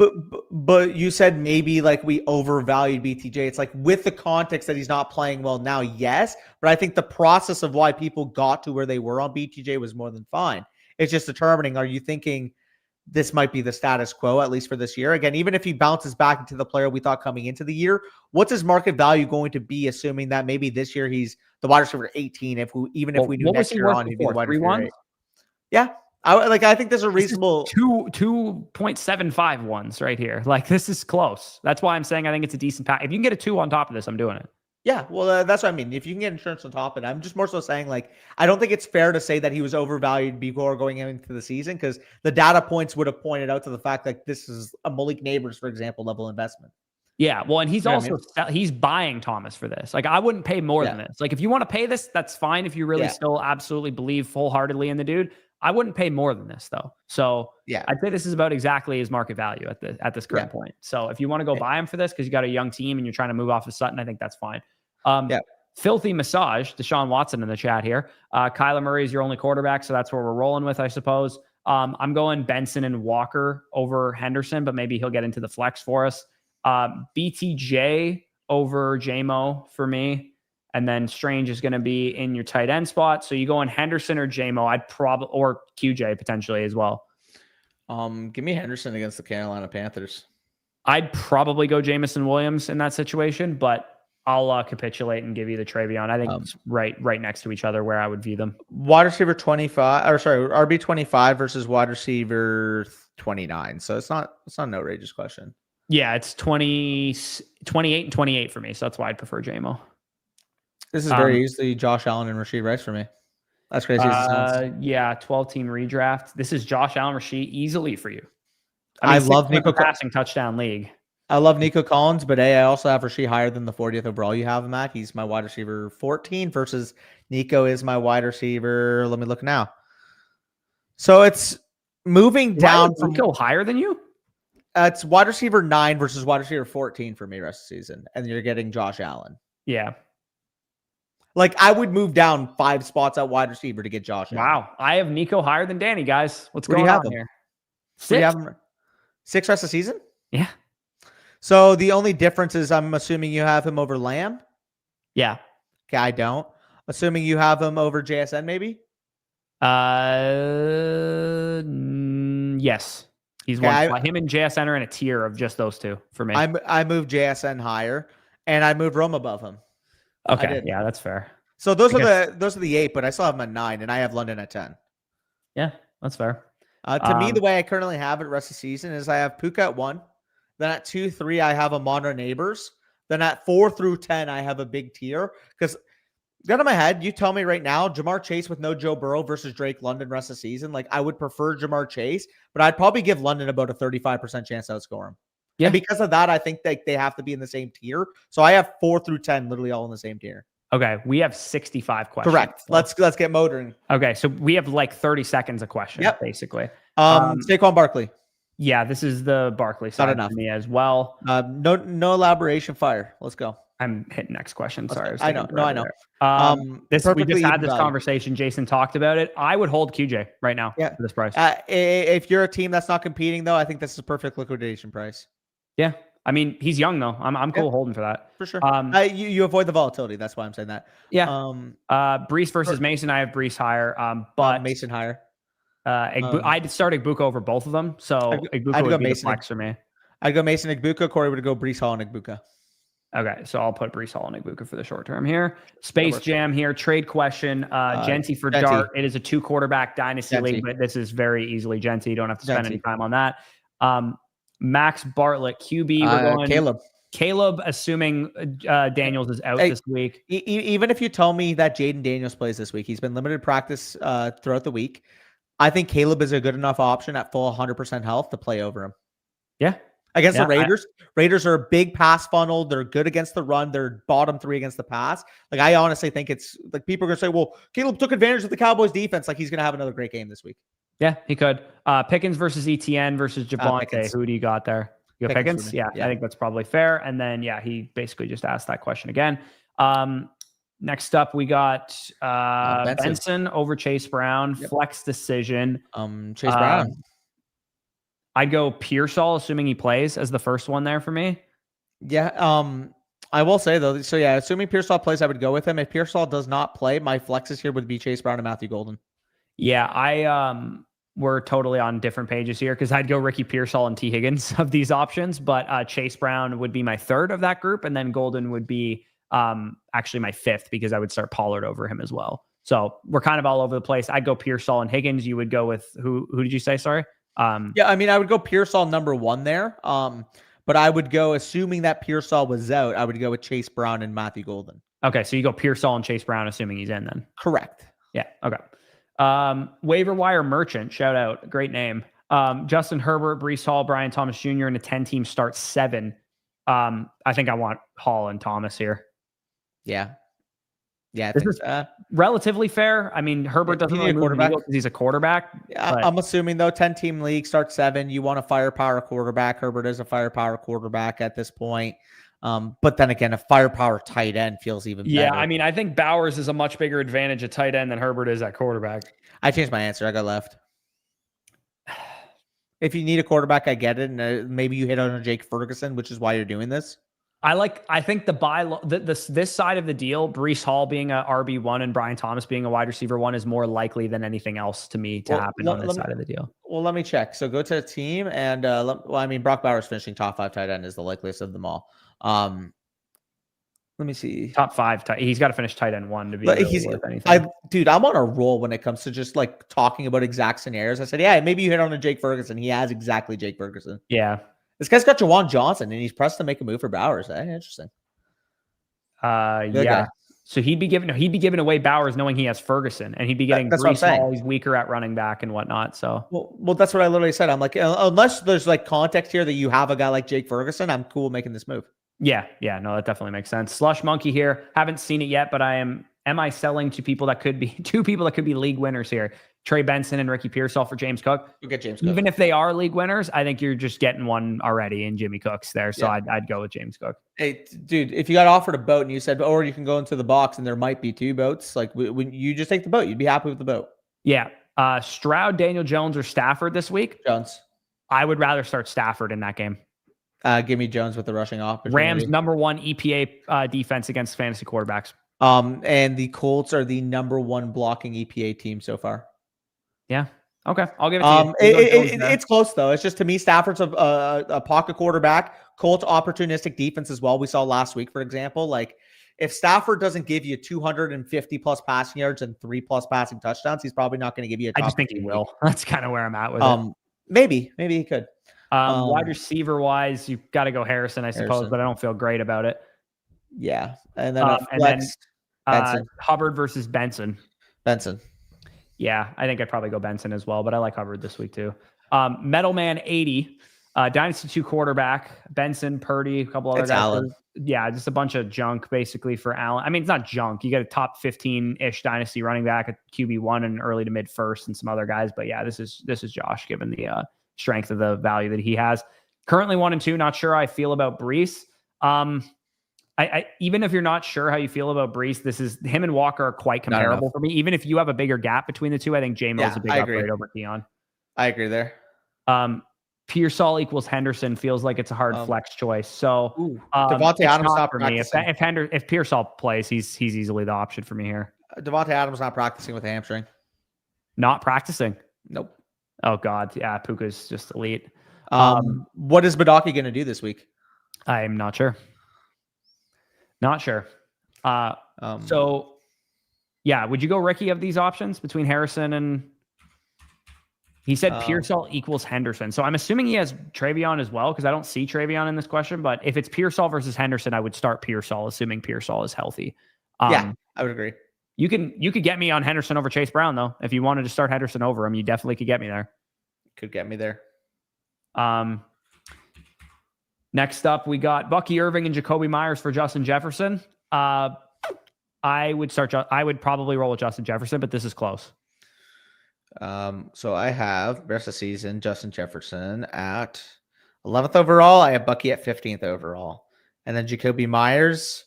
It's a 12-team start 7. So keep that in mind. Start 7 league and start 7. I don't think Jacoby Myers is a big enough option to down tier.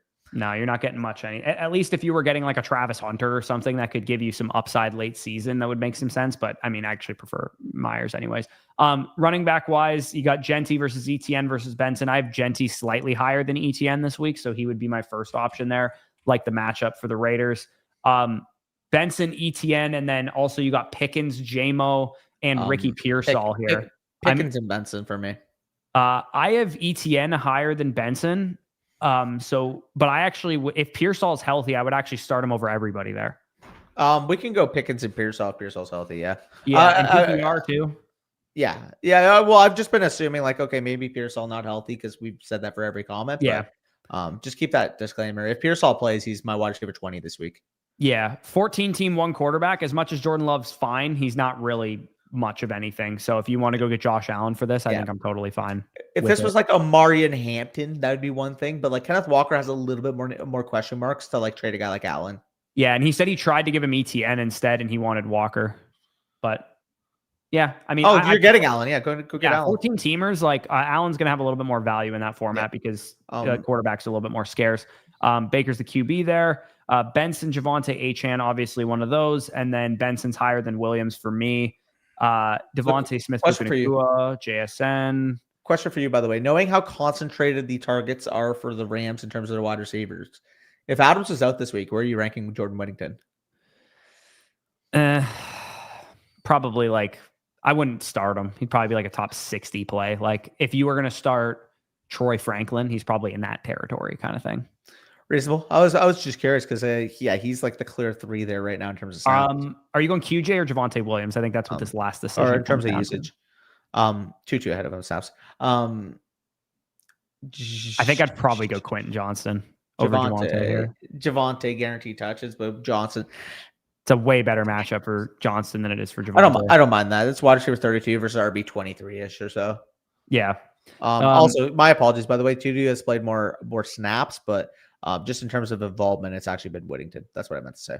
Bucky Irving, Chris Olave for Javonte Williams, DeAndre Swift, Tyreek Hill.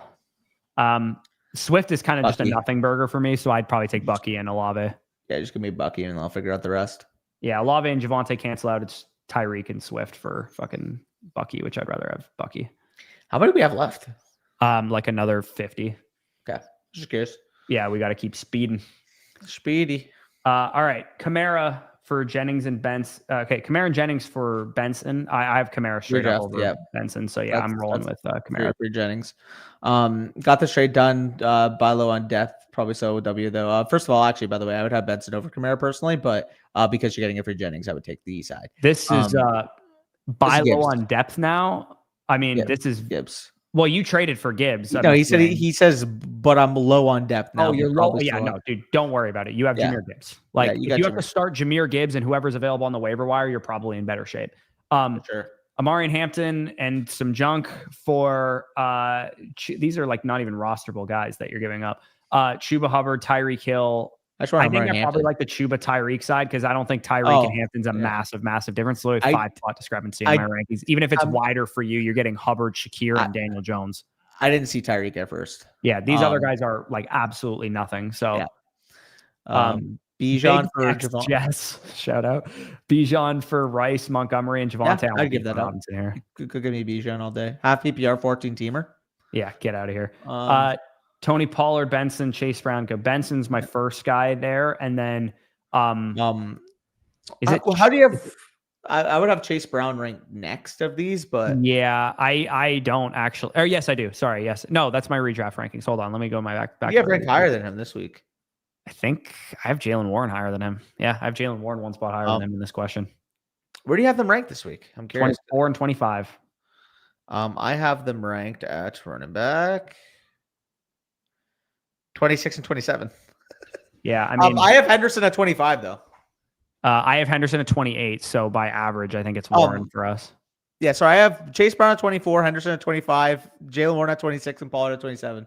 Yeah, I don't mind Cade Otton as a streamer this week because something that Baker Mayfield said in his press conference perked my ears up that if with Wirfs back, they're going to ask less of Otton in the blocking game, but you probably still got to go in Njoku there. Yeah, and then on the flex. Mr. Clean, Genty and Drake London for Benson, Hill, and Pickens in Dynasty. Get the fuck out of here. How are you possibly able to make this move? Sickening. I would do that for one of those guys. Breece Hall, Nico Collins, and Sutton for Saquon, T. Higgins, and Marv. We already did the trade, so we're just giving him a grade here. I think I would have helped Barkley. I think this is about fair based on my rankings because Collins versus Saquon's not a huge discrepancy. Yeah, me and Barkley at 9 now, eh? Yeah. I still have him. Where do I have him? Redraft. I think he got moved below Jefferson and Chase, and I would take him over both of those guys. So just pretend that says 7. Okay, I think that's where he would be for me. But I like the Breece Hall upgrade from Marvin Harrison versus Sutton and Higgins is a wash to me, and it's like a small discrepancy between Saquon and Nico. So I like the upgrade from Harrison to Hall. there for me. So that's why I would take this side, but it's pretty close. Yeah, that's reasonable. V Campo 25, Right Odunze and JSN right for the other side. I think we go on Odunze and JSN there. All day right side. Especially 10 teams start 8. Go make that move. Drake May over Mayfield this week for you? Yes. Drake May, I have like quarterback 6, I want to say this week. He has actually kind of a tough matchup, but I agree. He's be ranked quarterback 8. They're rushing those. Why? Yeah, you go Bill here, assuming he's healthy. If Bill's not healthy, you play Rodriguez. Pretty simple transition. You're going Igbuka with one of those. Next would Johnson. be Quentin Johnston. Yeah. Tight end is going to be Loveland or Jawan. Yeah, Jawan. Sorry, not Loveland. I meant Jawan. Jennings, if he plays. Yeah, Jennings, if he plays, is probably the right call there. And then you go Hunter Henry or Troy Franklin? I'd probably say Hunter Henry, to be honest with you. I think I agree. I mean, Cooper Kupp's in the combo. He plays tonight. Defense against tight ends, the Carolina Panthers. Yeah, and Drake May too. So it's a stack. Cooper Kupp semi-interesting. Cardinals have been decent against the pass, but I think Will Johnson's doubtful for tonight. I don't know if he actually got. But you're also if you play Kupp, you probably can't wait on Jennings then, and I would rather just wait on Jennings. That's a good point. That's a very good point. Skylar J47 here. I have Jaden Daniels, Puka, etc. Is the right side worth it? Give me the right side. All the upside is on the right here. Yeah, I agree. Like all of the upside here. I mean.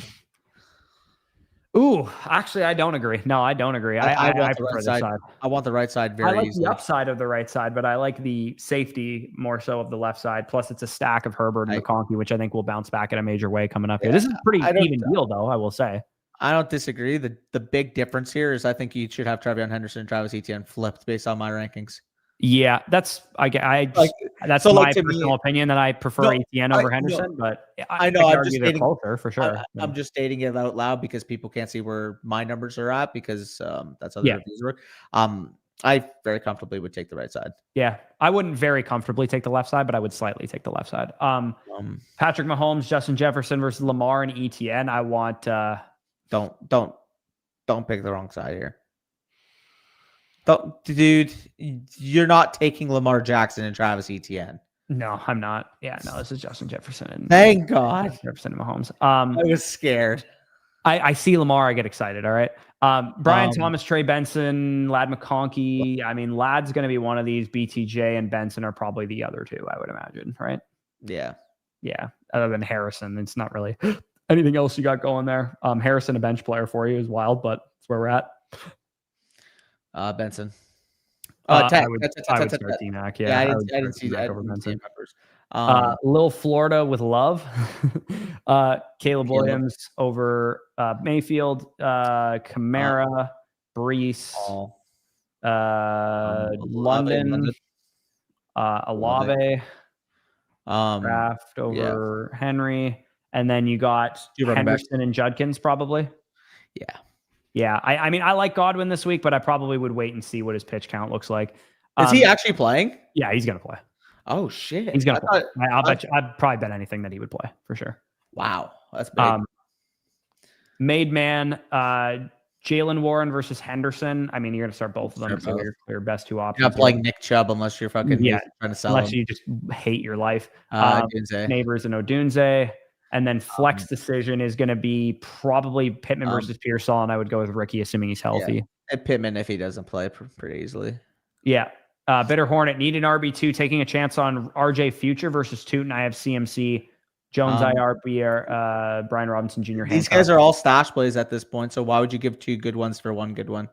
Good point. Yeah, that's a good point. I think Tootin and Harvey are basically got to be treated quite similarly. Like I know that Harvey seems like he has a better shot at winning the job, but I think it's pretty close to both. And like Bill literally looks like the easiest path to a starter. So you're giving up two guys that you can make the argument are higher than Harvey straight up. Sorry, I got to log out and log back in, but yes, I agree with you.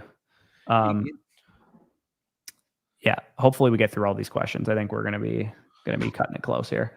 All right. We are not, unfortunately, if you guys are joining us late, we are not going to get to the reviews today. We'll do those Sunday morning before live. So for some reason, we get way more questions about Thursday night football than we do for Sunday football. But yeah, you're going to hold the two stash plays there. We are motoring through here. Baker Mayfield, Jordan Mason, Chase Brown versus Pollard. To me, I do have Chase Brown slightly higher. Wide receiver, Tedero and McMillan and Jamar Chase are straightforward there. DJ Moore is going to be in your lineup. And then your flex, holy shit, you got Brock Bowers and Jake Ferguson. I mean, you're going to probably flex Ferguson over Pollard, right? Yeah, very comfortably. I mean, Yeah. Ferguson's like, isn't he 4th in the NFL right now in targets? Yeah, he's been kind of a monster. I'm glad I fucking dropped his ass in my home league, dumbass. Trey Benson, Kincaid for Kenneth Walker. If you need a tight end, I think it's fair, but I think I'd slightly prefer Walker. So yeah, Puka Nacua or Puka Nacua and Chris Olave are number 1 and 2 in targets. 37 for Olave, 35 for Puka. Olave 13, 10, 14. His target totals in the first 3 games. Jeez. Jake Ferguson is 3rd with 32 targets in 10 games, tied with Malik Neighbors, or 3 games tied with Malik Neighbors. Yeah, that's pretty crazy. Also, easy Trey Benson on this one. Yep. No questions asked there. We are at 34 questions to go, so we're making good time here. We can keep motoring. JMO, Malik Neighbors versus AJ Brown, Metcalf, and Mason. Neighbors side. Yeah. JMO and Metcalf washes out, and I'd probably take Neighbors over AJ and Jordan Mason. Start sit question here. We got Godwin versus Ioner versus Tucker versus. I'm not playing Godwin until I see what his snaps are. If we get no reports saying Godwin's going to be on a snap count or a pitch count or something, I would play Godwin here. But if we probably will get some kind of he's going to get eased in snap count type of report. So for now, I'll say Elikayo Manor is the lock there. And if you don't want to play Godwin because of that situation, you probably are you going Diggs or Trey Tucker if you're not playing Godwin? Trey Tucker. Yeah, I think I agree. Hey, Diggs is not getting the routes, man. I don't know what the hell is going on there. Go play more than 60% of the snaps if you actually want to be my answer. Yeah. Hey, stop getting Cardi B pregnant. Go actually catch some passes. Yeah. Brock Purdy would be my option, assuming he's healthy. If he's not, I'd roll a Stafford over Dart. Kamara is going to be in your lineup. Mason's going to be in your lineup. Wide receiver wise, Flowers is going to be in your lineup. Tight end wise, Kraft is going to be in your lineup. And then the flex decision is ETN versus Worthy versus Brown, which to me would be ETN. Yeah, I have ETN slightly over Brown as well. Yeah, I got him, I think, 2 full tiers out of Brown. I'm worried about Chase this week, man. I am also worried about Chase, but I think you have ETN too high because the matchup is terrible and he's playing less snaps. Sorry, he's 1 tier ahead. He's not 2 tiers ahead. What rank do you have 20 this week? Okay, I have him at 21. Okay. Devontae Smith, Trey Benson, Michael Pittman. I like the matchup for Smitty, man. I really do. You can't play Smith over a bell cow running back, man. The matchup's worse, though. We don't know he's a bell cow yet. If we had proven usage of him being a bell cow, then I would agree with you. But Smitty had a great week last week, and we are going to have problems defending him. Sure. You guys got to make them actually throw the football. That's the issue. We will, because we don't let teams run on us. People throw against us more. Like our pace against in general, I get that, but you got to force the Eagles to throw. Like you have to be limiting that ground game to 2 yards per carry. We will.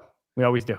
You could. Yeah, you very well could. If you look at pace, like neutral pass rate against, we're one of the highest in the league, like the highest. Because no one wants to run against us. In general, I completely agree. I'm just saying Philadelphia specifically is the one team that doesn't give a fuck about what you're good at. They're focused on what they're good at. I am curious what Hurts threw against us last year, because I'm just going to briefly look this up. I'll have it right beside me here, because they didn't even have AJ Brown in that game, and they threw 30 times, which is a lot for Philadelphia. Yeah. So for 158 yards. Yeah, I mean, well, we played good defense that game, but they threw for more than 158 this time. I'll give it to you, the bell cow running back, but I would personally go with Smith there, slush monkey. Big text Jess again here. Bijan and Golden for Rice, Javonte, and Montgomery. I'm going Bijan and Golden here all day. Seems like a better deal than the other one, no? I think that was a very similarly structured deal. Prescott and Pickens stack for Jaden Daniels. Give me Prescott and Pickens. 6 point per passing touchdown. Let's go, Ladster. The guy says. I've played COD with him. Oh, classic. Who haven't you played COD with? You going Kenneth Walker over Benson and ETN and these guys here? Yeah, even with Charbonnet coming back for this game, I just think, to me, like, Charbonnet, he's still banged up coming in. He was still listed as questionable. Yeah, he practiced throughout the week, but at the same time, it is a short week, so keep that in mind. I just ultimately think Kenneth Walker has shown too much in the last 2 weeks to have that role reverted, for that matter. No, I definitely agree with that. George Pickens, Deebo Samuel, Trey Benson. We're probably going GP. Yeah, Pickens without Lamb, you might get like 13 targets this week, honestly. Yeah, I mean, I don't think he's ever earned that many targets in his life, but like if we're throwing the football 45 times because Yeah. the Packers are beating the crap out of us, who the fuck else is going to catch the Jake ball? Ferguson. Well, Unfortunately yes, for me, playing against Zach, I think Jake Ferguson might have fucking 10 for 110 and a touchdown against me. Is Jake Ferguson just going to do the 2024 Travis Kelce thing where he Why catches? did I drop Jake Ferguson in my home league, dude? That drives me nuts. You know what I dropped him for? Your bonehead fucking Colston Loveland. Oh, God, that pisses me off. Dude, just wait, though. Just wait. I got a bad feeling about that drop Jake Ferguson. I think he might be a fucking league winner this year, dude. Hey, but just wait, though. Like, Loveland, he could be. Yeah. Fucking You're starting my second receiver spot in my flex. You're starting Flowers for sure. Flowers. And then you're starting T-Mac in the other one. Yeah. I mean, I have T-Mac over Flowers this week, but yeah, I agree. Easy claps. Maximum effort, unlike us on this show. What do we got? Also, by the way, part of this, so for those of you at home, by far in terms of our analytics, the two videos that do best for us right now are the skyrocketing and the panic meter. And I think it's because you like us just have like natural conversations on people. Like, not I mean, like, maybe, but don't just my matchups that matter videos smoked two of those. Like okay, my apologies. Yeah, it's been cooking lately. I didn't even notice. notice. Not the skyrocketing, but it has beaten the panic meter. Fair. I was just pointing that out because I saw like today it was cooking. I'm like, is it just because you guys like hearing us just like yap about like just like random FF? Or maybe you just like hearing us commiserate about your players. I don't know. It's one or the other. Proper set lineup for me. I would sit BTJ for the options that he has here. Rylan said those are the 100%. I appreciate that. The only problem is like I don't know how much longer we're gonna have that stuff being relevant. Like the skyrocketing, I think, stays relevant longer than the panic meter. But once you're like week 8 of the season, are we still panicking about players? And we kind of know what they are at that point. That's a good point. You know what I mean? Like panic meters maybe like got another 1 to 2 week shelf life, and then the rest of it is probably more anecdotal. But Dude, sorry, we have like 25 more questions. Would you play Thomas over any of these guys? I would not. Over Jalen Lane and shit, yeah. No. I'm saying over Sutton, Nico, Tyreek, or Flowers. I would not play Thomas over any of them. I wouldn't. Sorry, I thought you were talking about the guys he was compared to. No. I was like, no. Mass Hat, shout out, probably from Massachusetts. Also, by the way, editor Nick has BTJ, and because I've said to so many people to not play BTJ in these decisions, he's totally going to get right this week, and it's going to bother the fuck out of me. Yeah, no, he could get right this week. Anything different here? I think you're going to play Warren over Golden, right? Or are you going to play Golden there? I'm playing Warren. I have Golden wide receiver 26, Warren at RB 26. I think Warren's a safe play because Warren, you could pretty much bank on 18 to 20 touches. Golden's the ceiling play where it's like if he gets 8 targets in the game atmosphere against Dallas, like he could legitimately be the wide receiver 8 on the slate. You know what I mean? Didn't mean to rhyme, by the way. Yeah. He did in fact offer me Ferguson for 40 fab, and I didn't take it. Wow. That was before CeeDee Lamb got fucking hurt. Can we talk about the fact? This was like week 1 that he did this. Can we talk about the fact that this fucking guy, Arthur, will go 0 tight end, and then who's he end up with? Fucking Ferguson. Who? Ferguson. He's got Fannin as well. Did he trade Ferguson? He might have. Yeah, did you trade for? Oh, he might have traded Ferguson in the Nakua deal, maybe? Yeah, he did. Yeah, he did. Okay, so Nico Ferguson. Okay, yeah, that's what happened. But anyways, yeah, I'd go Warren over Golden. Sorry, I didn't catch your answer for that. Would you still go Warren? I think Warren's a safe play, and the ceiling play is what's called Golden. So I don't mind going safe there. Big Pearl says he submitted a trade. Is actually just my. It's coming up soon. It's coming up soon. Okay, yeah, no, we'll get to it, dude. Do not apologize when you're adding context to your question that you paid for. Yeah, no, for sure. I'm just in case he needed an update. He submitted it. It's right here, so we should get to it soon. Yeah, appreciate it, brother. Lau Britton 99, Henderson, Tyreek, St. Brown for Achan, Odunze, and Olave. This is interesting. So I think I want the right side. I would take Odunze and Achan over Tyreek Hill and Amon-Ra. But then when you combine the fact that I like the upside of Henderson over Olave, it is close. This is like as fair of a deal as you can get. I think the upside is higher on the right side of the trade, which is why I would like the right side. Because if Trevion smashes, then he could. Yeah. Also, this is the best asset in the deal as well. for now. Yeah. And I think Tyreek is the fourth best asset in the deal. So it's like the 1 and 4, plus you have a guy who could clear Olave by a country mile if he hits. Did you like that, by the way, for now? Like, in all seriousness, obviously I have him on. Not outscoring him on Stop. But that's what I'm saying. In all seriousness, I have him on a ranked higher, but like, you're acting like that's like not a chance of happening. It's absolutely is. It absolutely could. He's going to play the Cowboys every week? Hey, no, but he's playing the Raiders this week. He's not. Odunze going to have a great mid-wide receiver 1 season. St. Brown's going to be a league winner this year. Are we acting like Odunze like had a crazy game against the Cowboys to have that happen? No. 15 points. Yeah, it wasn't the Cowboys that made Odunze. Odunze made himself. I agree. Amon will be higher. I have him ranked higher. I'm just saying, like, it's a higher chance than you're making it out, man. It's probably like a 1 in 5 chance. Yeah, BPB. Chubb's your RB2 and Kincaid's your other tight end. I'm very much cool going for Benson here. Absolutely. Tony Soprano, shout out. Sure. I thought James Gandolfini was dead, but I guess he's alive still. Submitting questions. Romo Dunze and Collins are going to be in your lineup here. This is a goated ass team. Shout out to love that. Yeah, Ladd, and then you go to Olave or Judkins. I guess that's the only decision here. Probably Olave. Bad matchup for Judkins. Low implied full total. PPR too. Versus a good matchup. Yeah, full PPR. Yeah, good ass team though. Tony Soprano, shout out. Okay, so context that he added to the trade was what? It's actually just my Nico for their Hampton. No. Okay, so it's Nico for Hampton straight. Oh. Yeah, I'm keeping Nico there. Keep Nico there, Big Pearl. Yeah, Big Purr. Sawyer on the flex decisions here. Here. Chat earlier as well. Yeah, what is Jamar Chase and Malik okay, hold on. Your shit's all fucked up here. Let's get Josh Downs and Travis Hunter out of this question. Do you have to though? No, I'm kidding. I'm joking. You do. I'm joking. Okay, we'll put Henderson in there and then Chase. Okay, perfect. We got Golden versus Downs versus Hunter. Yeah, like not even remotely close. Yeah, it's actually not close for me either. Joey Vec here. T-Mac, Hampton. I mean, Hampton's got to be well. Hampton and T-Mac have to be in. Yeah, Hampton's got to be in and T-Mac's got to be in. What a team, by the way. This is a squad, man. Go consolidate some players, man. Go take Devontae Smith and Deebo Samuel. Welcome to, I don't know. You get Jamar for that, right? Devontae Smith and Deebo.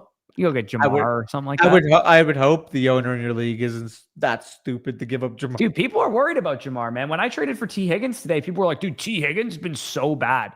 And then, of course, Amir, who's notoriously been very successful in my home league, goes, are you guys dumb? You gave him a top 5 receiver last year and the best running back in fantasy. He's so bad, dude. He's livid that they gave me Bijan so that I have Bijan, Puka, and Jalen. Your league mates thought that you lost that deal? Some of them did, yeah. Some of them were like, but like Benson's going to be a workhorse and Walker's going to be a workhorse. Like they were focused on the volume they were getting out of the running backs as opposed to I'm getting Bijan. It doesn't matter who else I'm getting, but Higgins is going to be fine, wide receiver 3, and Jerry Jeudy's a usable flex. Do they snack on lead while they watch movies? They might, but Amir was pissed. He's like, every time Bush wins a championship, it's because somebody does something like this, and he's correct. Every championship I've won in the league has been because me, like my first championship was me trading for Kamara, and he absolutely snapped the rest of the season, and then my second championship, I traded for AJ Brown after week 3, and he was fucking. I traded Chase Claypool for him. Dude, sounds like you're just you're taking advantage of these idiot league mates, eh? I'm taking advantage of market value, man. But to be fair, in Amir's defense, I haven't drafted a goated fantasy team. I've drafted some good teams, but I'm spotting my holes. Like his strategy is to draft as well as he can, and if he doesn't draft well, he won't win that year. That's his strategy every year. He doesn't like making trades. So he's like, if I don't draft well, I'm just going to suck that year. Dude, how do you? And I'm like, fuck that shit. Trades? I'm going to try and make my team better. Yeah, you gotta like to make trades. Making trades the best. It's because when you lose a trade early on in your career, like in your fantasy career, it scars you a little bit. And that's what happened to him. I remember in 2017 he traded Antonio Brown, and he got fucked on that trade. I remember like Antonio Brown was dominant that year. And wait, Amir traded Antonio Brown? Or no, was it Antonio Brown that he traded? No, it's Gronk. Sorry, he traded Gronk that year. And Gronk was easily the tight end one in fantasy. He was like a league winner that year. Yeah, he also, like in 2019, the championship he won in 2019, he traded for Saquon after week 3 or 4 when Saquon had a high ankle sprain. Do you remember that? And then he ended up like going off in the fantasy championship against Washington that season. And that's how Amir won in 2019. He had McCaffrey and fucking Saquon. In 2019, he had McCaffrey and Saquon. Christian McCaffrey in 2019 plus Saquon. Yeah, you don't stop that. No, you don't lose. You don't lose with that. Brees Hall, also, Trey Benson, Trevion Henderson here. We're on Brees and Benson. by the way, Nick messaged me and he's like, "Don't ask questions. Just make sure you wear your bandana and your glasses during the meeting today." Devontae Adams actually missed practice today, so if he is out, would you go Scatterbo or Henderson? I would go Henderson, but I do like Scatterbo this week. I have Scatterbo higher, so I would actually go Scatterbo, but I think you'll be fine. I think Adams will be just okay to go. But if he is out, then I would go Scatterbo. The thing that scares me about Scatterbo is it is a tougher matchup. So the tier that I have is I have Scatterbo and Henderson in a tier. So I have Henderson at 25, Jalen Warren at 26, Tony Pollard at 27, Cam Scatterbo at 28, and David Montgomery at 29. Yeah. Yeah, that's about the same range of the guys that I have as well. But yeah, you're going to probably roll with Adams there anyway. I did tomorrow, to give you guys a sneak peek of matchups that matter tomorrow. The stat of the game for the Chargers and Giants game is that the Giants are actually 7th in EPA between the 20s, but they've been a bottom 2 offense in the red zone. And Scatterbo and Jackson Dart, who can run RPOs in the red zone, that could actually really result in them being really productive in the red zone for once. Because Tracy wasn't great in the red zone, and if Scatterbo can do anything, it's punch in some touchdowns. Derrick Henry. How about this though? How about this? What's up? We need a Brian Dable overthought, play action RPO, little Wan'Dale Robinson bubble screen. Yeah, that would be fun. I think I like Igbuka and Jacobs in this trade. Yeah, I agree. I don't want really any part of Terry McLaurin right now. Should we overreact a little bit after week 1 on Henry? Yeah, we might have, man. I don't think I'm ready to overreact on Henry and say that now we overreacted on our overreaction. No, but as in I had him RB5 and now he's RB9 for me in the tier. Oh, I ain't putting him down that low. So I'll tell you who I raised above him. I think this is totally fair. James Cook, Devon Achane, Bucky Irving are the guys I put above him, and obviously Jonathan Taylor vaulted above him. So yeah, JT, obviously, I would say the only one I would be willing to put above him, and I actually do still have Derrick Henry above this player, is James Cook. I would not put Achane or Bucky Irving ahead of him. That's totally reasonable. They're all in the same tier for me. So, but yeah, I'd be cool trusting Worthy here, over Judy and Tucker and Io Manor and those guys. I think Worthy's going to be a full go. My other option here is probably going Judy, against the Lions. It's a positive game script. They'll probably be throwing a lot. I'd hear arguments for Io Manor there, but I'd probably roll with Judy. Yeah, that's totally reasonable. Tucker's also in the conversation too. Chicago without their secondary, and Trey Tucker was actually good last week. Okay, Q asked me a question in the DMs. I can see it right here. He said, wondering if you would drop any of these guys for Luther Burden or Torrey Horton. Having a bench spot taking out by Burrow and IR is making it hard for me to decide what to do. So are you dropping Kenneth Gainwell is very easily droppable. So go drop Kenneth Gainwell for Luther Burden specifically is the better stash of him and Torrey Horton, in my opinion. But then Travis Hunter, Byshell Tootin, Ladd McConkey, no, you're not dropping any of those guys. So yeah, go pick up Burden for Kenneth Gainwell. Yep, for sure. I'm concerned about JMO's expanded routes / roll. So let me take a quick look at Jameson Williams' route participation right now and make sure it's on tap here. The one thing I'd be worried about if I was a Jameson Williams manager, and unfortunately I have to go against him, and I traded him away, so I know he's going to go off for 50 points this week. And it's coming off of Zach losing on Monday night because of him. I'm scared of Jameson Williams because I traded him, dude. And I'm also scared that Isaiah Pacheco is going to drop -5 points because Zach traded him to me. Also, Jameson Williams has a 13% target share this season, dude. I'm more worried about that than anything. The role that he has been just mainly downfield stuff, which is typical for Jameson Williams, but he's not really earning targets right now. Yeah, no, he is. St. Brown's just going super sane right now, honestly. Let's just say Zach trading JMO in exchange for Odunze with you doesn't look too great. And even if you swap out Igbuka, who I actually got out of that trade because I traded you Odunze, we would all take Igbuka over JMO rest of season. So it is funny though that we made the trade, and when you look at our original trade, it's I actually probably lean your side. But then when you factor that instead of Igbuka in that deal, I got Odunze and $15 fab, it actually just tilts it back my way. You know what I mean? The Walker Flowers Pollard, I got Pacheco, which makes the deal worse for me too. That's a good point too. Okay, so we're almost caught up here. I think we got about 15 more questions before kickoff. I have not set my lineup, so I do need to hop off here about 5-10 minutes. And we got a meeting. Yeah, and we got a meeting, but that doesn't happen until after kickoff. Okay, Flowers versus Kamara. Who would you go? Well, actually, first of all, I would play Flowers over Quentin Johnson. I would play Kamara in your other flex. I love QJ this week though, so maybe I'll bite the bullet on that. I just think QJ is a worse play than Flowers and Kamara. I agree. Andrew Tate submitting questions to us. I'm leaning Brees. Wanted to know your thoughts. Okay, I would go with Pickens over Brees personally, but I do like Brees this week. Yep, I would go with Pickens as well. Actually, go Pickens over QJ, and then Pickens over QJ and Brees in the flex, and Smitty is also actually a good play this week, but you can't get him in there. Bushel here, Dak Prescott. I mean, you got Josh Allen, so that's Josh Allen. Chuba, Gibbs, Genty. Oh, I didn't even see Genty. What the fuck? Lad, Odunze, Tedroa, Neighbors, JSN. Holy shit. Okay, well, I mean, let's put JSN into the wide receiver spot because he plays tonight. Yep. Tyler Warren, Ferguson, and Laporta. I have Warren at 3, but Ferguson's right behind him at 4. This is a redraft league. Can we trade some guys here? Yeah, let's trade some tight ends here. Like, first of all, go get McBride. First of all, so you got 2 elite tight ends. Take Tyler Warren or take Laporta or take Ferguson, whoever people want, and package in QJ and see if that gets you to McBride, or package in Debo for all I care. Go put Odunze and T-Mac in the flex, by the way. This is a fucking loaded team, man. Holy shit. Odunze, T-Mac. Yeah, T-Mac and Odunze. Holy cow, man. Dude, go consolidate, man. I'm pissed off looking at this. Yeah, I'm pissed off. Go what does Puka Nacua cost? What does Bijan Robinson cost? Go get the absolute hammers in fantasy football. And go get Odunze for BTJ and Jordan Mason. Go get Odunze, hammer. I disagree. I would rather have BTJ and Jordan Mason. Give me a guy that can be a top 5 wide receiver, and I don't think Brian Thomas Jr. can. I don't disagree with you, but I think that because we've determined that I think Odunze is going to be a mid wide receiver 1 this year. I still think that a low end wide receiver 1, high end wide receiver 2, plus a guy who's like a high end running back 2 right now, if not better. Give me the value or replacement of a league winner. That's fair. It's a start 8-12 team though, so I think both of these guys are consequential. That's close. So I'll give you Odunze on that. That's close.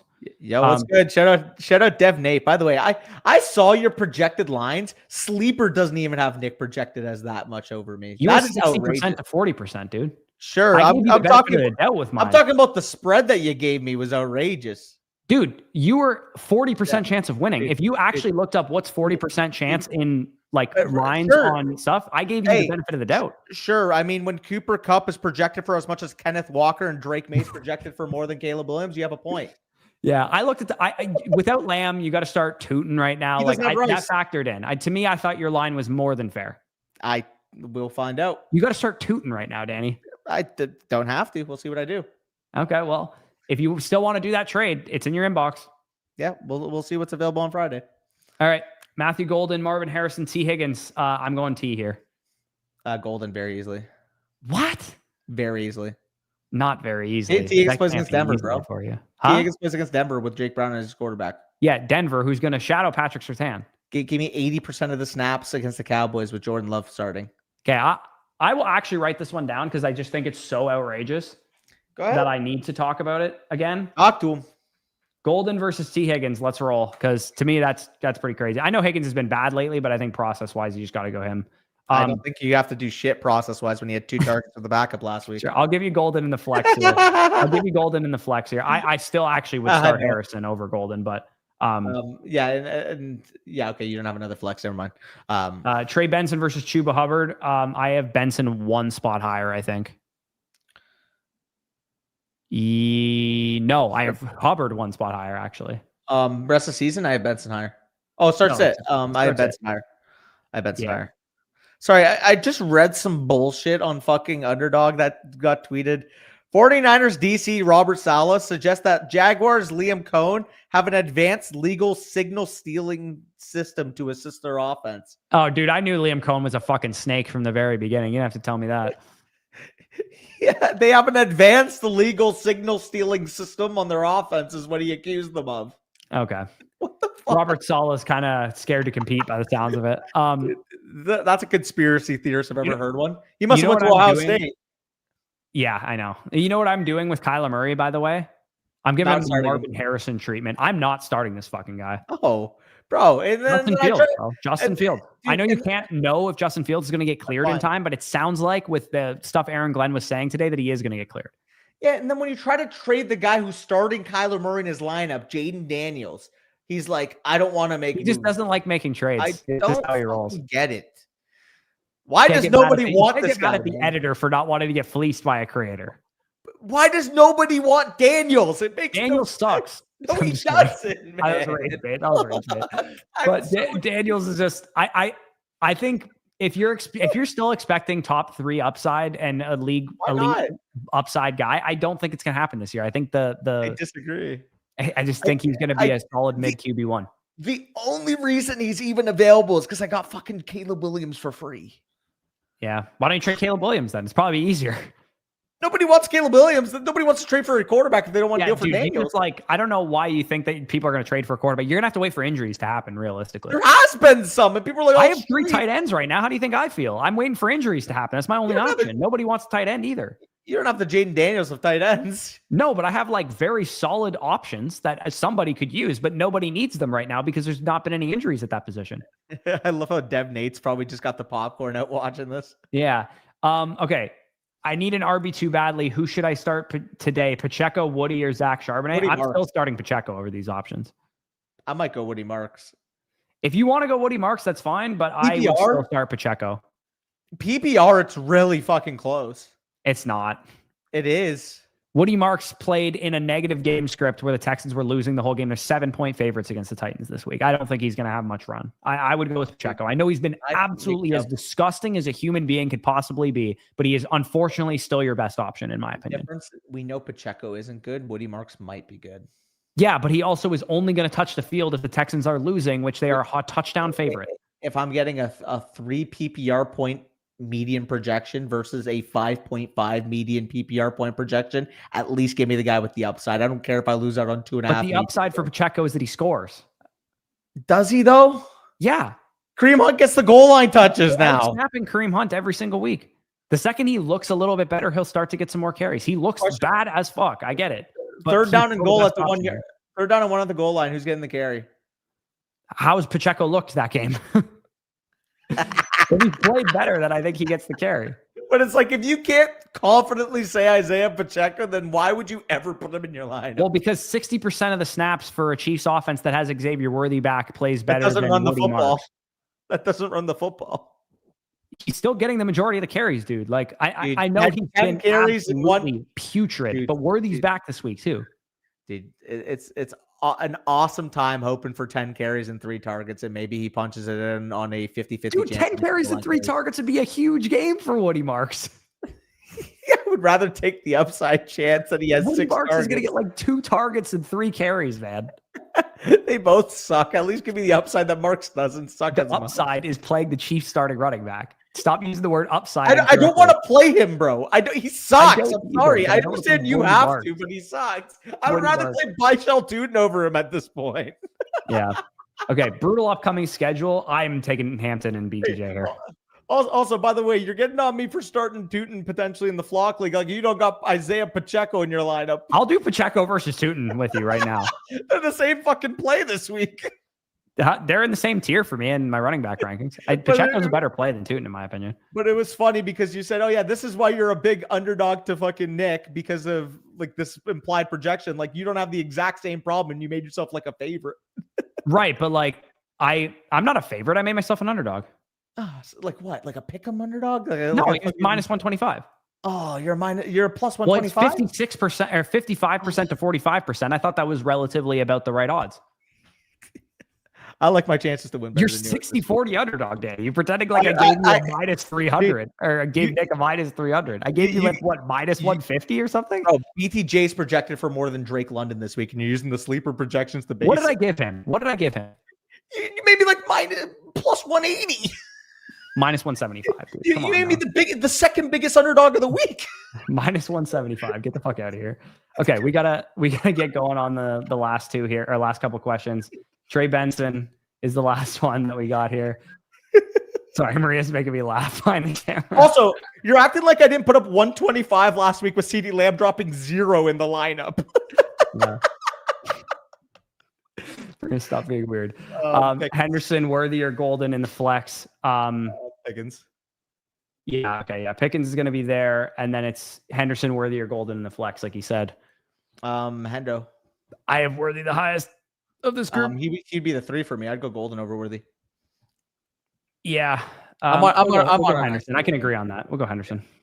Let's go.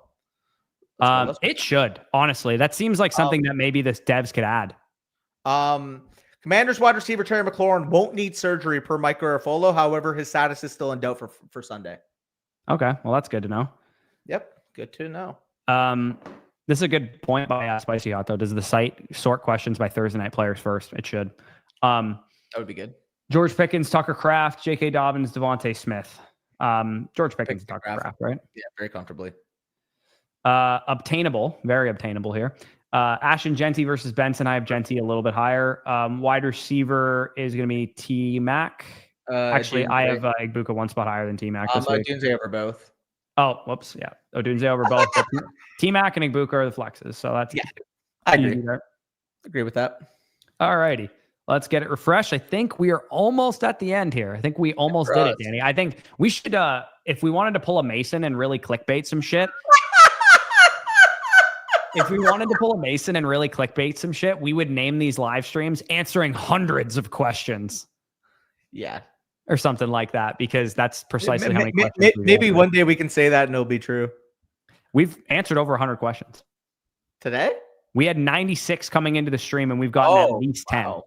Okay, I see. Since the stream started. So, yeah, we're getting a lot of questions here. Caleb here. I think he already asked this, if I'm not mistaken, because I feel like I've answered this already, but you're going Justin Herbert over Drake May this week. Wider flexes, sorry. You're going to go, Bijan. What the fuck? Why is Bijan not in your starting lineup? What the fuck? Breece Hall then in the flex here. And okay, yeah, we gotta reorganize this. Okay, get Breece out of the starting lineup here. We go Bijan, Amari, and Hampton, Zay Flowers over Breece, Garrett, Tyreek, Ladd. Oh man, these are a lot of good options here. Garrett would be my next. Yeah, Garrett for sure. I'd have Garrett over Zay this week. Yeah, but would Zay be after that for you? Him or would you go Breece over Zay? I'd probably go Zay. Breece would be my next one. Probably go Zay in a PPR. Yeah. Also, go consolidate, man. Go consolidate. 10-team league. Dude. Go trade Garrett Wilson plus Tyreek Hill and go get Puka Nacua. Like, go get the hammers. Why do you have 2 full extra rosters on your bench? Yeah, I may have effed up. Those aren't my players. Caleb, just let us know what the question is in the chat right now, and we'll just answer it for you. Yeah. Let us know. Who are you deciding between? You're in here for sure. We got you. No, you're calm. Just leave it in the chat. Yeah, this. Maybe you wish your team was this good. I don't know. I wish it was that good. Yeah, Caleb, just let us know what the question is in the chat, and we will answer it there. Okay. One last. Okay, so Henderson, Ridley, and Judkins. Okay, if you have to start one of these guys, I would start Judkins. If we have to order these, two Ohio State running backs. Dude, don't put that through yourself. Why would you ever start Ridley? Calvin Ridley makes me want to die actively. Like every time I watch him play football. You gave him this purpose is to draw attention away from Elikayo Manor at this point in time, as far as I'm concerned. Wait, what? His only purpose, Ridley, draw attention away from Elic. It's all you're good for at this point in time. Yeah, guy can't catch a cold and he can't separate. So, yeah, no, I might agree. It's brutal. Anyways, if you guys, I stubbed my toe so badly today, and I actually had a cut on it. It hurt. Thanks. We all needed to know that. That was a classic no one asked Danny moment right there. Okay, one last time before the game gets kicked off here. Kenneth Walker higher than 13.5 rushing attempts. 7 of the 8 last Seahawks games that he played. He's going to be on this total. Trey Benson lower than 21.5 receiving yards. My suspicion is that DeMercado gets the long down and distance work. We saw that when Connor was out. And then Short King Summer, Greg Dortch, 10.5 receiving yards. Him and Kyler are probably going to have a nice connection tonight because the Seahawks are very aggressive defense, and Greg Dortch is an easy target to get the ball out to. And then Danny's picks are as follows with a little 75% profit boost. And I had what was it? Who was the golfer that had the boost that I used? Bryson DeChambeau, probably. Bryson DeChambeau had a boost in the Pick'em lobby. So if you guys are on Underdog, make sure to check your Pick'em lobby. You know why that is? a profit boost or a Bryson DeChambeau Ryder Cup boost as well. He's a partner of Underdog as well. Is he? Yeah. Oh, cool. I've seen on his channel a couple times. He was like doing like giveaways for Underdog credit, where like he would do like YouTube Shorts, and he would just try to like sink a chip into like a random cup, like a red Solo cup that was upstairs. Yeah. And like the amount of times like the attempts that he took was the amount of like credits he was giving away or some bullshit. Oh, true. Okay. Yeah. He's a big content creator golfer. He understood the assignment, and he was one of like the first pioneers, I would say, in like the golf industry specifically, because people know like, good, and they know like, all these like golfing YouTube channels, but like he was the first professional that was like collabing with all these guys. Dude, athletes in general are starting to get on the wave. Evan Stewart has like 6 million TikTok followers. Yeah, bro. Oregon receiver Evan Stewart. Jared McCain, I'm sure NBA player. He's got a huge TikTok following as well. Like these players now are growing aware that like, hey, like I gotta branch Evan out. Stewart sucks, so I mean, gotta do something. They understand when you got the cred of like being a professional athlete, like you have to capitalize on that branding. Like straight up, like nobody's gonna remember you when you're 5 years after you're retired, unless you're an all-time great. But getting to all-time great status is a challenge in its own self. If you're a first-round pick with some like buzz around you, man, like go capitalize on it. Go sign fucking brand deals. Go fucking. Also, he has 2 million TikTok followers, but that's still a huge following. KD the Twitter go. Yeah, I mean KD's hilarious, by the way. At what age do you need to retire from TikTok? Watching TikTok or making TikTok content? Because I would say if you're watching TikTok above the age of 30, I think you need to retire from it. If you're making TikTok content and it's your job, I mean, there's absolutely no reason you shouldn't be able to do it your whole life. Yeah, dude, if you're fucking 78 years old and you have a TikTok of people of like your funniest reaction clips to your Call of Duty games or something, like I've seen 70-year-olds post that. That's crazy. Kind of electric, actually. It's awesome. Like there's a grandpa that literally has like a montage of him playing Warzone. He only uses a sniper, and he was like an old World War II veteran or some bullshit. That's crazy. Yeah, bro, I'm telling you. These are Danny's picks. Do you want to go through them, or did you go through them already? I went through them earlier. 0.5 rushing plus receiving touchdowns for Benson. Connor scored in the first 2 games. We mentioned the usage when we talked about the Dwayne McFarland tweet in regards to, I believe, the skyrocketing video, but 80+% of the snaps in lieu of the Connor injury. DeMarcado might be able to take on a bigger role, but I don't think that's going to come in the red area. 220 pounds, elite speed. Not only that, he can bust off a touchdown from everywhere on the field. So like that with Trey Benson. Trey McBride higher than 66.5 yards. Best matchup is the Seahawks defense against the tight end position. And they're actually quite good against wide receivers. So I think it's going to be a fun across the middle of the field. Trey McBride, elite usage, 27% target share, 23% air yard share. And then Torrey Horton, higher usage, 76% of the routes last week, 22% of the targets, I believe, 2 weeks ago, higher than 32 yards in each of the last 2 games, or higher than 30 yards in each of the last 2 games. Easy claps.